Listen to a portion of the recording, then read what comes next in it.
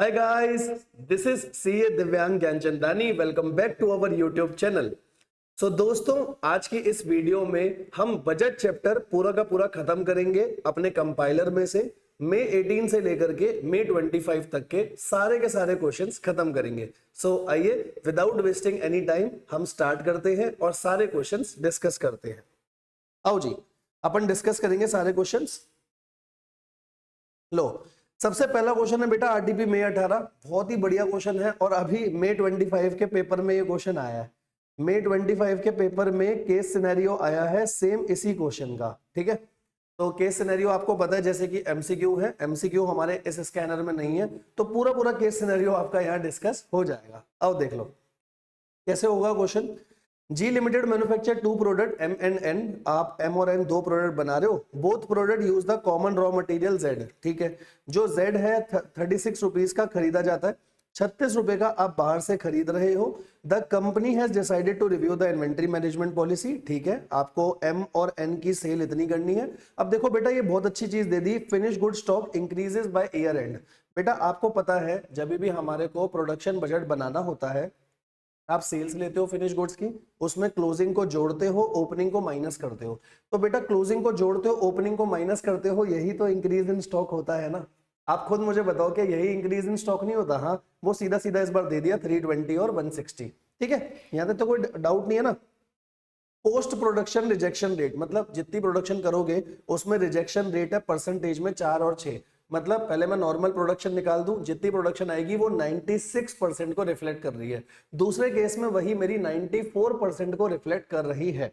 ठीक है, material Z की यूसेज है 5 किलो और 6 किलो, नेट ऑफ वेस्टेज और वेस्टेज दे रखी है, तो फिर से वेस्टेज को एडजस्ट करना पड़ेगा. ठीक है, आगे लिखा usage of raw material expected to be constant. वो तो कांस्टेंट रहेगा ही रहेगा, कोई दिक्कत नहीं है.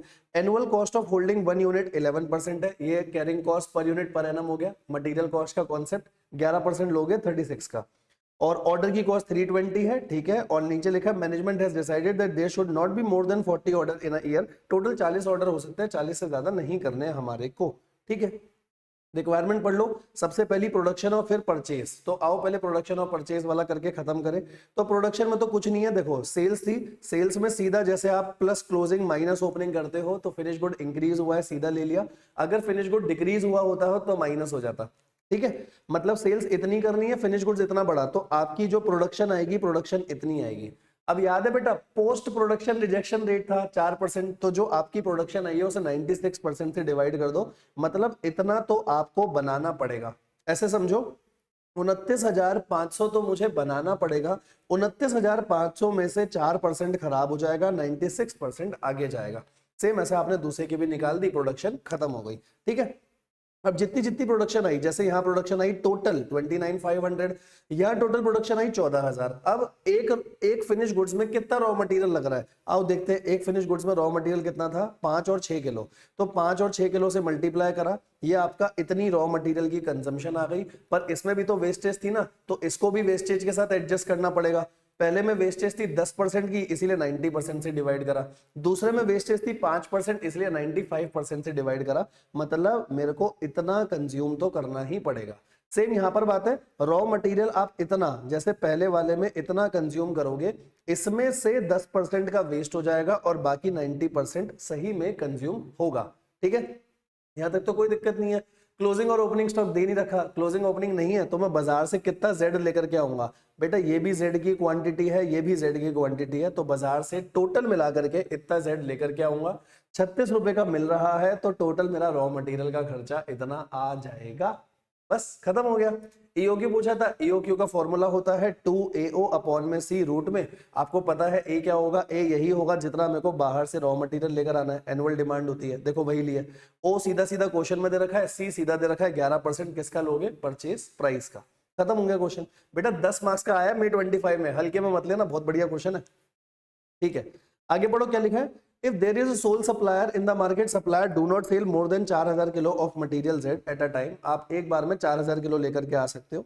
Keeping the management purchase policy and production quantity mix, calculate the maximum number of unit that could be produced. कितने यूनिट आपके प्रोड्यूस हो सकते हैं.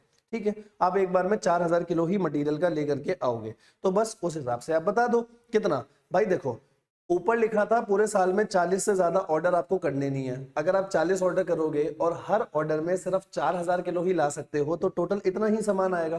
कितना आएगा? 1,60,000। यहां तक तो कोई दिक्कत नहीं है ना? बिल्कुल। अब इस 1,60 को इस रेशो में बांट दो कि हमारे को रॉ मटेरियल चाहिए कितना कितना होता है, परचेस कितना करना होता है। तो बेटा मेरे को रॉ मटेरियल परचेस करना है इतना इतना, इतना इतना परचेस करना है ना। देखो इस रेशो में आपने बांट दिया, इस रेशो में बांट दिया, रॉ मटेरियल इतना चाहिए होगा। अब रॉ मटेरियल इतना बाहर से लेकर के आया, सबसे पहले वेस्टेज होगी, वेस्टेज हटाओ। वेस्टेज कितनी कितनी थी आपकी? क्वेश्चन में बताऊं तो 10 और 5%। पहले वेस्टेज हटाओ, ठीक है।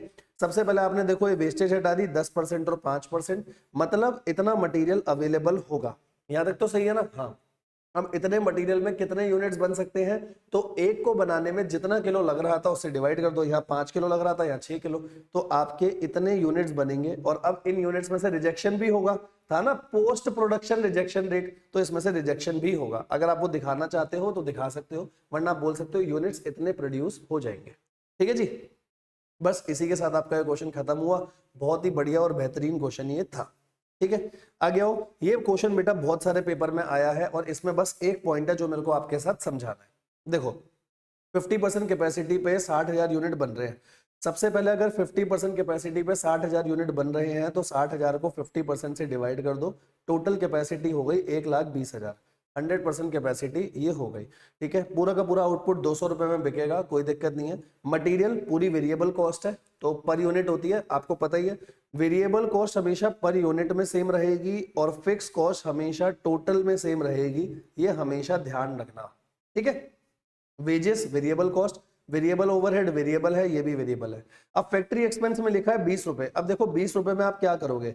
20 रुपए में 25% फिक्स है बेटा। अगर 20 रुपए में 25% फिक्स है मतलब 1/4 फिक्स है, 5 रुपए फिक्स हो गया, 5 फिक्स हो गया मतलब 15 वेरिएबल हो गया। यहां तक सही है? ऐसे ही आगे के सारे हैं। ठीक है, अगर मैं यहां से आपसे पूछूं फिक्स कॉस्ट कितनी होगी, तो फिक्स कॉस्ट होगी 5 रुपए पर यूनिट है इंटू 60,000। 5 इंटू 60,000 मतलब फिक्स कॉस्ट आएगी आपकी 3 लाख रुपए। ठीक है, नीचे लिखा है उसने क्वेश्चन में बोला वेरिएबल कॉस्ट को 10% से बढ़ाना, फिक्स कॉस्ट को 15% से बढ़ाना। जहां जहां पे फिक्स कॉस्ट आ रही है उसे 15% से, वेरिएबल कॉस्ट को 10% से बढ़ाना है। और नीचे बोला है 50 और 60% लेवल पे काम कर दो। बस यहाँ एक बात ध्यान रखना, अगर आप 50% लेवल ऑफ एक्टिविटी बनाओ या 60%, बेटा वेरिएबल कॉस्ट फिक्स कॉस्ट 50% पे भी बढ़ेगा, खाली 60% पे नहीं बढ़ेगा, 50% पे भी ये सारे खर्चे आपके बढ़ेंगे। इस बात का ध्यान रखना, क्योंकि अब कंपनी सोच रही है कि कॉस्ट बढ़ चुकी है। तो ये देखो पहले सारी वेरिएबल कॉस्ट ले ली, आप देख लो हर एक की वेरिएबल कॉस्ट को बढ़ाया है। कितने से? 10% से। जैसे एक चेक करा देता हूँ, ये देखो ये 75 है, 75 में 7.5 रुपए बढ़ा दो, ये हो गया 82.5, सब में बढ़ा है। और फिक्स कॉस्ट जैसे आपने देखा था, पहले वाली फिक्स कॉस्ट हमारी 3 लाख आ रही थी, तो 3 लाख में बढ़ा दिया, 345 हो गया। कितना बढ़ाना था? सॉरी 15% बढ़ाना था। ये देखो 345 दोनों जगह सेम है, बस ऊपर सेल्स रख ली, नीचे कॉस्ट प्रॉफिट आ जाएगा। हमेशा ध्यान रखना फिक्स कॉस्ट में कोई भी चेंज होगा वो टोटल में होगा, वेरिएबल कॉस्ट में कोई भी चेंज होगा वो पर यूनिट होगा। ठीक है, बाकी नॉर्मल सा क्वेश्चन था।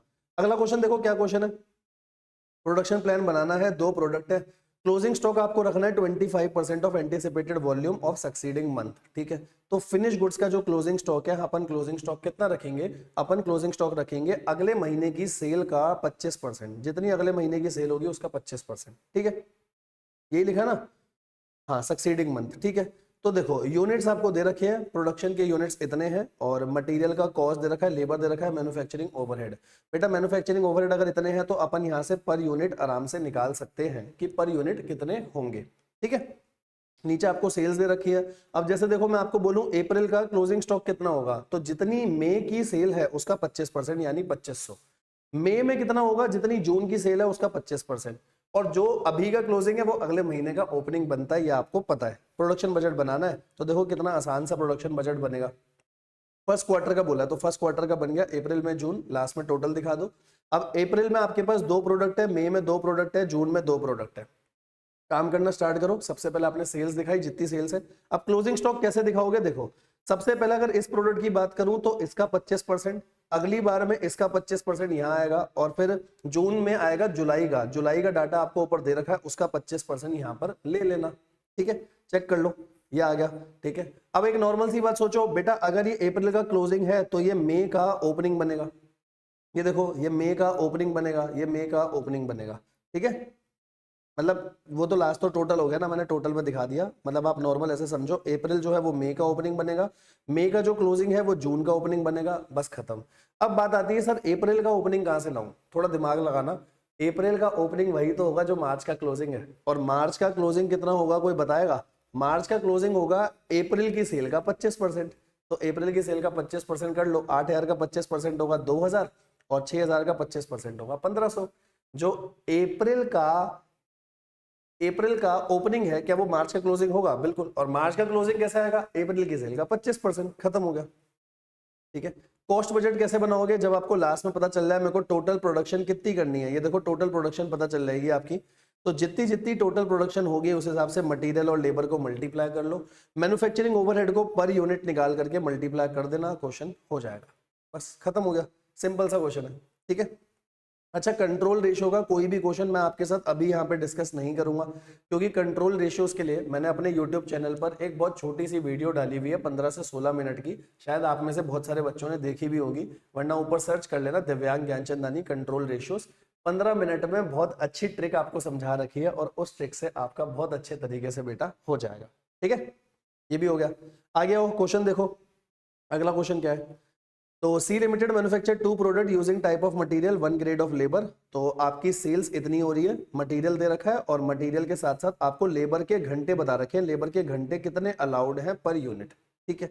बेटा बहुत अच्छा क्वेश्चन है, इस पर लगाना, वेरी इंपॉर्टेंट, बहुत ही बढ़िया सवाल है, ठीक है। मटेरियल एक्स और वाई की जो कॉस्ट आ रही है 4 रुपए और 6 रुपए, ठीक है। ऊपर लिखा है कितने केजी यूज होगा, नीचे उसके रेट दे रखा है। लेबर बता रखा है 25 रुपए पर आवर, कोई दिक्कत नहीं है। आप ओवर टाइम पे करोगे 50%। मतलब ओवर टाइम प्रीमियम का मतलब है, जैसे अगर आप उसे नॉर्मल 25 रुपए दे रहे हो, अगर आप उसे नॉर्मल 25 रुपए दे रहे हो तो इसमें 50% और जोड़ लो, मतलब 37.5 आप उन्हें दोगे, ठीक है। कितना दोगे? 37.5 आप उन्हें दोगे, ठीक है। तो there are 180 direct worker, total 180 workers है। द टारगेट प्रोडक्टिविटी रेशियो या एफिशिएंसी रेशियो जो है वो 80% है। सिंपल सी बात है, मतलब अगर आप उनसे 100 घंटे काम करा रहे हो तो 100 घंटे में 80 घंटे का आउटपुट निकाल के दे रहे हैं, वो 80% है, तभी तो आप ओवर टाइम वगैरह करा रहे हो ना, ठीक है। वरना बोनस देते आप अगर वो कम टाइम में काम कर लेते। यहाँ तो 100 घंटे में जो काम होना चाहिए वो ये काम, मतलब आप ऐसे समझ लो 80% में 100 घंटे का काम 80 घंटे नहीं बोलना चाहिए मेरे को, मुझे ये बोलना चाहिए जो काम 80 घंटे में होना चाहिए था उसको करने में 100 घंटे लग रहे हैं, तभी तो ओवर टाइम आएगा, ऐसे समझो, है ना। 80 घंटे का काम है बट आप 100 घंटे में कर रहे हो। In addition non productive down time है 20%, किसका? Productive hours work. जितने घंटे आपने काम करा उसका 20% आपका नॉन प्रोडक्टिव डाउन टाइम है, वो भी जोड़ना, क्योंकि एक तरीके से वो आइडल टाइम है, आपको वर्कर को पैसा तो देना पड़ेगा, ठीक है। देर आर 4-5 डेज वीक, तो 4 हफ्ते हैं टोटल, 4 हफ्ते हैं 5 दिन के, ठीक है। Anticipated sales and production occur evenly throughout the whole period. अब क्या लिखा है देखो, anticipated that stock at the beginning में स्टॉक कितना होगा? प्रोडक्ट ए और बी ये तो होगा फिनिश गुड्स, और मटेरियल एक्स और वाई होगा रॉ मटेरियल। ओपनिंग स्टॉक दे रखा है, ठीक है सर, ओपनिंग स्टॉक में कोई दिक्कत नहीं है, नीचे पढ़ो, यही इस क्वेश्चन का सबसे बढ़िया पॉइंट है। क्लोजिंग स्टॉक कैसे दे रखा है? सबसे पहले बोला ए और बी का है 4 डे की सेल और 5 डे की सेल। बेटा जो आपको ऊपर सेल दे रखी है वो 20 दिन की है। आपको कैसे पता सर 20 दिन की है? क्योंकि बजट हम 20 दिन का बना रहे हैं, 4 हफ्ते और हर हफ्ते में 5 दिन, तो 20 दिन का अगर बजट है तो 20 दिन की सेल आप 4 और 5 दिन की निकाल लोगे। ऊपर 20 दिन की कंजम्पशन भी हमारी आ जाएगी, 20 दिन की कंजम्पशन आ गई तो क्लोजिंग स्टॉक होगा 10 दिन की कंजम्पशन और 6 दिन की कंजम्पशन। बस आपसे पूछा क्या है, कह रहा परचेज बजट बना दो, वेजेस बजट भी बढ़िया बनेगा इस क्वेश्चन का, बस बाकी तो सब कुछ ठीक है। सबसे पहले देखो बजट कितने दिन का है? 20 दिन का। अब आप प्रोडक्शन बजट बनाओ, कैसे? सबसे पहले सेल्स लिखो, सेल्स में जोड़ोगे क्लोजिंग, देखो सेल्स दे रखा है, अब क्लोजिंग कैसे लूं? ये सेल है 20 दिन की, आप निकाल लो 4 दिन की, ये सेल है 20 दिन की, आप निकाल लो 5 दिन की, क्लोजिंग हो गया। ओपनिंग सीधा सीधा क्वेश्चन में दे रखा है, माइनस करो, ये आ जाएगा आपका कितने यूनिट्स आपको प्रोड्यूस करने हैं, प्रोडक्शन कितनी है, ठीक है। प्रोडक्शन आ गई, अब परचेज कैसे निकालें सर? परचेज भी आसान है, देखो जितनी प्रोडक्शन है क्या उतनी कंजम्पशन लगेगी क्या? हाँ सर बिल्कुल उतनी कंजम्पशन लगेगी आपकी, है ना, जितनी प्रोडक्शन होगी उस हिसाब से कंजम्पशन लगेगी। जैसे 2480 यूनिट है, इतने बनाने हैं और इसमें 5 किलो लग रहे हैं, ठीक है। दूसरे वाले 4300 है और इसमें 3 किलो, ये हो गया टोटल एक्स का। एक्स का बता रखा था ना, एक यूनिट को मतलब ए और बी की एक यूनिट को बनाने के लिए एक्स कितना लगेगा, तो अपन ने पहले कंजम्पशन निकाल ली, कंजम्पशन आ गई। अब कंजम्पशन में जोड़ोगे क्लोजिंग स्टॉक। बेटा अब ये जो कंजम्पशन आई है आपकी, ये 20 दिन की है, तो आप 10 दिन की कंजम्पशन निकालो, वो क्लोजिंग स्टॉक होगा। ये जो कंजम्पशन आई है ये 20 दिन की है, आप 6 दिन की कंजम्पशन निकालो, ये क्लोजिंग स्टॉक होगा। ओपनिंग सीधा दे रखा है तो यहाँ से आ जाएगा मटेरियल परचेज कितना करना है, और परचेज का प्राइस दे रखा है तो परचेज कॉस्ट आ जाएगी, खत्म हो गया। ठीक है, बस वेजेस वाला थोड़ा ध्यान से समझना। वेजेस वाला कैसे, फिनिश गुड्स बनाना कितना है, तो बेटा फिनिश गुड्स आपको ये बनाना है। ठीक है, ये देखो आपको ऊपर दिखा देता हूं एक बार, फिनिश गुड्स आपको ये बनाना था, एक मिनट, ये देखो, ये आपको फिनिश गुड्स बनाना था। तो जितना फिनिश गुड्स बनाना है, हर एक के यूनिट को बनने में कितने घंटे लग रहे हैं पहले बोले लो, तो टोटल इतने घंटों का तो मुझे काम कराना है, इतने घंटों का काम कराना है। एफिशिएंसी 80% है, इसको 80% से डिवाइड करो। जैसे मैंने आपको बोला था 80 घंटे का काम है, और अगर 80% एफिशिएंसी है तो 100 घंटे में काम होगा, क्योंकि एफिशिएंसी कम है। सेम वैसे अगर मुझे 7440 घंटे का काम कराना है तो 80% से डिवाइड करूंगा, तो भाई इतना घंटा लगेगा, क्योंकि एफिशिएंसी कम है ना, इतने घंटे। और अभी खत्म नहीं हुआ, इतने घंटे मतलब इतने प्रोडक्टिव घंटों का 20% डाउन टाइम भी है, तो इतने घंटों का 20% डाउन टाइम भी लोगे। जैसे आपने डाउन टाइम ले लिया, अब पता चल जाएगा टोटल कितने घंटे चाहिए। तो टोटल कितने घंटे हो गए, 9300 घंटे थे, साथ में 1860। सेम यहाँ पर 26875 घंटे थे, साथ में 5375। इतने इतने घंटे चाहिए मेरे को वर्कर के, इतने घंटे वर्कर के चाहिए, बिल्कुल ठीक, दोनों को जोड़ लिया, यहां तक सही है। अब मेरे पास घंटे अवेलेबल कितने हैं, तभी तो ओवर टाइम पता चलेगा। मेरे पास कितने घंटे अवेलेबल हैं, देखो 180 वर्कर है, और टोटल काम कितना होगा, 40 घंटे। देखो क्वेश्चन में लिखा हुआ है, आपको क्वेश्चन में दिखा देता हूं, ये सब कुछ लिखा हुआ है क्वेश्चन में, ये देखो 40 घंटे से ज्यादा का काम नहीं हो सकता, और टोटल 180 वर्कर है।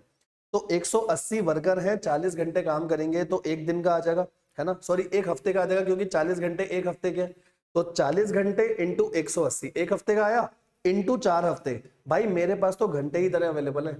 अब तुम खुद दिमाग लगाओ, सर क्या दिमाग लगाए, मेरे को काम कराना है इतने घंटों का, मेरे को काम कराना है इतने घंटों का, और मेरे पास अवेलेबल है 28,800 घंटे। मैं बोलूं बाकी के घंटे बंदा ओवर टाइम करेगा, बिल्कुल, बाकी का ओवर टाइम के घंटे आ गए। अब वेजेस की पेमेंट कर दो, जितने नॉर्मल घंटे हैं नॉर्मल रुपए दोगे, कितने रुपए थे नॉर्मल 25, और जितने ओवर टाइम वाले घंटे उनको दोगे 37.5। ये हमने पहले देखा था, ये हो गया क्वेश्चन खत्म।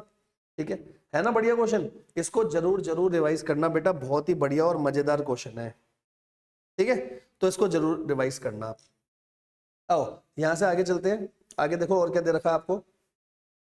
ये क्वेश्चन पेपर में आया हुआ क्वेश्चन है, electronic budget, electronic gadget manufacture prepare the sales budget. आपको सेल्स बजट दे रखा है, सेल्स बजट के नीचे क्या लिखा है, इलेक्ट्रॉनिक गैजेट को बनाने के लिए स्टैंडर्ड कॉस्ट इतनी लगेगी, और वो सोल्ड होगा 2000 रुपए में, और डीलर को कमीशन दोगे 15% ऑन सेलिंग प्राइस। ठीक है, तो 2000 रुपए में जा रहा है, 15% का आप कमीशन दे रहे हो, तो मेरे को जो नेट सेलिंग प्राइस पड़ा माइनस कर दो 15%, तो 1700 का पड़ा, 1700 का है, और 1700 में से 1500 की मेरी कॉस्ट लग गई। ठीक है, आओ आगे चले यहाँ से, है ना। Apart from other material 2 unit of battery are required to manufacture a gadget. ये रॉ मटेरियल हो गया, कितना चाहिए, 2 unit. Company want to hold the stock of battery at the end of each month. मतलब बैटरी का stock है, मतलब किसका होगा, रॉ मटेरियल। रॉ मटेरियल का स्टॉक कितना है, 30% ऑफ नेक्स्ट मंथ प्रोडक्शन। जितनी अगले महीने की प्रोडक्शन होगी उसका 30% मैं अभी होल्ड करके रखूंगा। And to hold the stock of manufacture gadget, ये फिनिश गुड्स का हो गया, ये है 25% ऑफ नेक्स्ट मंथ सेल। जितनी अगले महीने की सेल है उसका 25% मैं अभी होल्ड करके रखूंगा, ये है क्लोजिंग स्टॉक फिनिश गुड्स का। ठीक है, आपको ओपनिंग स्टॉक दे दिया, कोई दिक्कत नहीं है। प्रोडक्शन बजट मांगा है, प्रोडक्शन बजट बहुत नॉर्मल है, सेल्स आपको दे रखी थी, और कब कब का मांगा है, जनवरी से लेके अप्रैल, 4 महीनों का मांगा है। तो सबसे पहले आप सबकी सेल्स लिख लो। ठीक है, जब आप सेल्स लिख लोगे, क्लोजिंग स्टॉक कितना था, फिनिश गुड्स का क्लोजिंग स्टॉक था बेटा अगले महीने की सेल्स का 25%। तो अगले महीने की सेल का ये देखो अपन ने 25% सीधा सीधा उठा लिया। अप्रैल में आएगा मई की सेल, मई की सेल दे रखी है, उसका 25%। अच्छा, ओपनिंग कैसे आएगा, ये 1500 ओपनिंग बनेगा, ये ओपनिंग बनेगा, यहां तक तो सही है। फिर से वही बात आती है, जनवरी का ओपनिंग क्या बनाऊं, बेटा जनवरी का ओपनिंग वही तो होगा दादा, जल्दी बोलो, जो दिसंबर का क्लोजिंग होगा। और दिसंबर का क्लोजिंग क्या होगा, जो जनवरी की सेल का 25% होगा। तो जनवरी की सेल का 25%, जनवरी की सेल का 25% था, या ओपनिंग मेरे को सीधा सीधा दे रखा है। अच्छा, ओपनिंग तो सीधा दे रखा है ना, अगर ओपनिंग सीधा दे रखा है तो फिर मैं ये सब क्यों करूं, ओपनिंग क्वेश्चन में मेरे को सीधा दे रखा है, सीधा डाल दो, नहीं दे रखा होता तो वैसे निकालते। ठीक है, ये हो गया प्रोडक्शन। अगला बोला मटेरियल को खरीदोगे कैसे, और मटेरियल को जो खरीदना है वो सिर्फ जनवरी फरवरी मार्च का बताना है। तो जनवरी फरवरी मार्च का कैसे बताओगे, पहले सबकी प्रोडक्शन लिख लो प्रोडक्शन और मतलब कंजम्पशन लिख लो। बेसिकली कैसे कंजम्पशन लिखोगे, सबसे पहले आप जितनी जितनी प्रोडक्शन है इनटू 2 करते चलो, कंजम्पशन आती चलेगी, क्योंकि हर एक में 2-2 बैटरी लग रही थी। कंजम्पशन आ गई। अब क्लोजिंग स्टॉक कितना है, अगले महीने की कंजम्पशन का 30% है ना, मतलब अगले महीने की जो प्रोडक्शन है उसका ले लो या कंजम्पशन का ले लो, उसका 30%। हाँ, तो ये देखो अगले महीने की कंजम्पशन इतनी है, उसका 30% लूंगा। भले ही क्वेश्चन में प्रोडक्शन वर्ड लिखा है, बट जो आपका मटेरियल से रिलेटेड होगा वो तो कंजम्पशन होता है, तो अगले महीने की कंजम्पशन का 30% मैं लेता जाऊंगा। इसी तरीके से ओपनिंग आ जाएगा, ये ओपनिंग क्वेश्चन में गिवन है, मटेरियल कितना परचेज करना है वो आ जाएगा। ठीक है, यहां तक कोई दिक्कत ही नहीं है। अब ये देखो आपका 2000 का सेलिंग प्राइस था, 300 की कमीशन है, हटा दो 1700 पड़ा, 1700 में से 1500 और हटा दो, 200 का प्रॉफिट आ गया। सीधा सीधा 200 का प्रॉफिट, और 200 का प्रॉफिट है मल्टीप्लाई कर दो यूनिट से, टोटल प्रॉफिट आ जाएगा। अब इस टोटल प्रॉफिट में मटेरियल कॉस्ट वगैरह कुछ और जोड़नी है या माइनस नहीं करनी, क्योंकि मटेरियल कॉस्ट वगैरह सब कुछ स्टैंडर्ड कॉस्ट में ऑलरेडी इंक्लूडेड होगा। ठीक है, बताओ सही लगा क्वेश्चन, सही है ना। आगे देखो अगला क्वेश्चन, ये बिल्कुल फालतू क्वेश्चन है, आप खुद से भी कर सकते हो। प्रोडक्शन और सेल्स बता रखी है, मटेरियल लेबर सारी कॉस्ट बता रखी है आपको। अब फिक्स ओवरहेड है तो इसको मल्टीप्लाई करके टोटल पे निकालना, और सेलिंग प्राइस दे रखा है। After some marketing effort sales quantity increased by 1500 और 500, तो ये वाली हो जाएगी 7500 और ये हो जाएगी 9500। ठीक है, लेकिन इसके साथ साथ वेरिएबल ओवरहेड और फिक्स ओवरहेड भी इंक्रीज हो रहे हैं, तो वेरिएबल को हमेशा इंक्रीज करोगे पर यूनिट के हिसाब से, फिक्स को इंक्रीज करोगे टोटल के हिसाब से। टोटल के हिसाब से कैसे, पहले यहां से टोटल निकाल लो और जो टोटल आएगा फिर 5% जोड़ना, ऐसे। तो कह रहा है फ्लेक्सिबल बजट बना दो बिफोर मार्केटिंग एफर्ट और आफ्टर। सिंपल है, बिफोर में पहले नॉर्मल डाटा के हिसाब से बना दो, आफ्टर में चीजें बढ़ा के और घटा के फिर बना देना। बिल्कुल नॉर्मल क्वेश्चन है, कर रखा है। ठीक है, प्रॉफिट आ जाएगा आपका, बहुत नॉर्मल सा क्वेश्चन है। ठीक है जी, ये लो, ये क्वेश्चन जैसा अभी आपने इलेक्ट्रॉनिक गैजेट वाला क्वेश्चन करा था ना, ये क्वेश्चन डिट्टो सेम है बेटा। इलेक्ट्रॉनिक गैजेट वाला जो क्वेश्चन करा था ये डिट्टो सेम। देखो यहां पर भी वही, dealer are paid 15% commission total तो ये क्वेश्चन आपसे हो जाएगा, कोई प्रॉब्लम वाली बात नहीं है, बिल्कुल नॉर्मल है। वैसे ही स्टैंडर्ड कॉस्ट दे रखी है, सेलिंग प्राइस दे रखा है, प्रॉफिट निकल कर आता जाएगा। ठीक है, प्रॉफिट जो भी होगा इसमें आ जाएगा, इन लाख आप सारी फिगर निकाल दोगे। ठीक है, ये क्वेश्चन फिर से आ गया कंट्रोल रेशियोज का। ये क्वेश्चन है आपका कंट्रोल रेशियोज, और मैंने बता ही दिया कंट्रोल रेशियो आपको कैसे करना है। ठीक है, आओ जी, ये वाला क्वेश्चन भी देख लेते हैं। हालांकि ये क्वेश्चन मैंने क्लास में बहुत बार बच्चों को कराया है कुछ नहीं, बिल्कुल नॉर्मल क्वेश्चन है। देखो आप एक प्रोडक्ट बना रहे हो एक्स, और एक्स के कम से कम 50,000 यूनिट बिकेंगे सेकेंड क्वार्टर में, सेलिंग प्राइस है 900।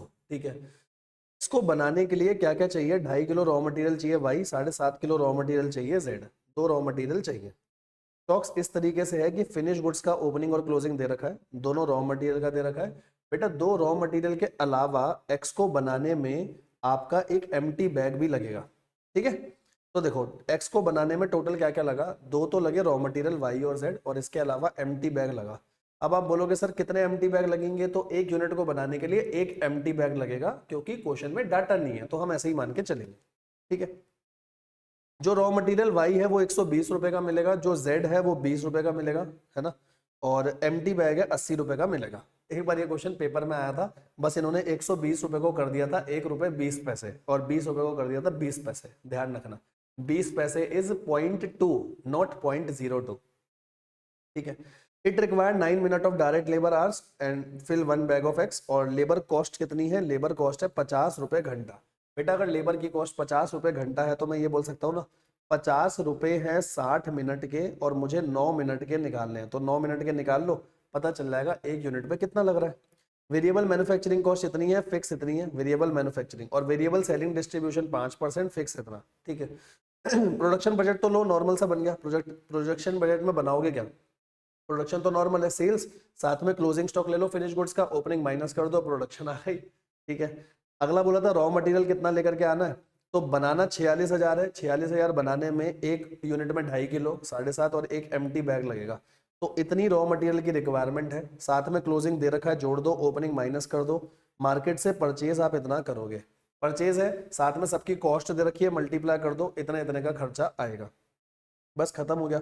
और क्या बोला था इसने, अब इसने देखो ये वाला पार्ट अच्छा पूछा है, variable cost to produce. To produce का मतलब सिर्फ प्रोडक्शन तक की कॉस्ट लेना, सेलिंग एडमिन वगैरह मत लेना। तो टू प्रोड्यूस तक की क्या क्या कॉस्ट आएगी, रॉ मटेरियल आएगा वाई जेड और एक एम्प्टी बैग आएगा, साथ में डायरेक्ट लेबर। डायरेक्ट लेबर कैसे, 50 रुपए है 60 मिनट का, अगर 50 रुपए 60 मिनट का है तो 9 मिनट का कितना, और साथ में बस variable manufacturing overhead, that's it, और कुछ मत लेना। क्योंकि पहली बात उसने वेरिएबल कॉस्ट बोली थी तो फिक्स नहीं लेंगे, और उसने बोला था variable cost to produce, that means selling admin नहीं लेना। ये वाला पार्ट इसका अच्छा था, ठीक है। इसके अलावा क्या पूछा था उसने, कह रहा नेट इनकम बता दो। अब नेट इनकम में कुछ भी नहीं है, आपके पास सेलिंग प्राइस था तो 50,000 बैग के हिसाब से टोटल सेल्स वैल्यू निकाल लो। वेरिएबल कॉस्ट, एक तो वेरिएबल कॉस्ट हो गई जो अभी आपने ऊपर निकाली, उसके अलावा एडमिन सेलिंग था 5% ऑफ सेल्स प्राइस, वो ले लो, और लास्ट में दोनों फिक्स के खर्चे माइनस कर दो, इनकम आ जाएगी, जैसे नॉर्मल इनकम या प्रॉफिट निकालते हैं। ठीक है जी, बस इसी तरीके से अपन आगे चलेंगे। अभी आओ जी, आओ जी, इसके बाद के क्वेश्चंस करते हैं हम। यहां तक हमारे सारे क्वेश्चंस हो गए थे, अब इसके बाद ये वाला क्वेश्चन देखते हैं। आओ, the information of Z limited for the year ended 31 March, direct material दे रखा है, वेजेस दिया हुआ है, variable factory overhead, fix factory overhead, other variable cost, other fix cost, profit और सेल्स, सारा डाटा आपके पास है। ठीक है, आउटपुट दे दिया, सेलिंग प्राइस कितना है ये बता दिया, मटेरियल और वेजेस पर यूनिट कितना है वो भी आपको बता दिया है। ठीक है, मटेरियल और वेजेस पर यूनिट दिया, ऊपर टोटल भी डाटा दे रखा था। Variable factory overhead are absorb as a percentage of direct wages, मतलब वेरिएबल ओवरहेड को आप बांटोगे सबके बीच में डायरेक्ट वेजेस के बेसिस पर। अदर वेरिएबल कॉस्ट है 40 पर यूनिट और 70 पर यूनिट। ठीक है, for the financial year 2021 due to pandemic it is expected that, जो डिमांड है वो इतने से गिर गई। बेटा डिमांड गिर गई मतलब यूनिट्स अब कम प्रोड्यूस और कम सोल्ड होंगे। It is also expected that direct wages cost वो बढ़ चुकी है 20% से, ये कोविड के टाइम का क्वेश्चन होगा, और अदर फिक्स कॉस्ट 10% से बढ़ चुकी है। और आपको डिस्काउंट पे बेचना है 20%, मतलब जितना सेलिंग प्राइस था उसमें 20% का डिस्काउंट, सॉरी डिस्काउंट देना पड़ेगा। ठीक है, प्रोडक्ट वाइज प्रॉफिटेबिलिटी स्टेटमेंट बनाना है मार्जिनल कॉस्टिंग मेथड पे। मार्जिनल कॉस्टिंग का मतलब पहले sales minus variable cost, that is contribution minus fix cost, तो प्रॉफिट आ जाएगा।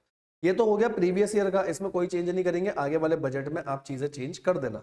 जैसे देखो, पहले प्रीवियस ईयर का बनाएंगे तो आउटपुट वही लूंगा सेम 8,000 और 4,000, सेम सेलिंग प्राइस लूंगा। अब सारी चीजें माइनस करो, पहले सारी वेरिएबल कॉस्ट माइनस करो, जैसे वेरिएबल कॉस्ट माइनस करोगे तो आपका कंट्रीब्यूशन आ जाएगा, लास्ट में सारी फिक्स कॉस्ट माइनस करो, प्रॉफिट आ जाएगा।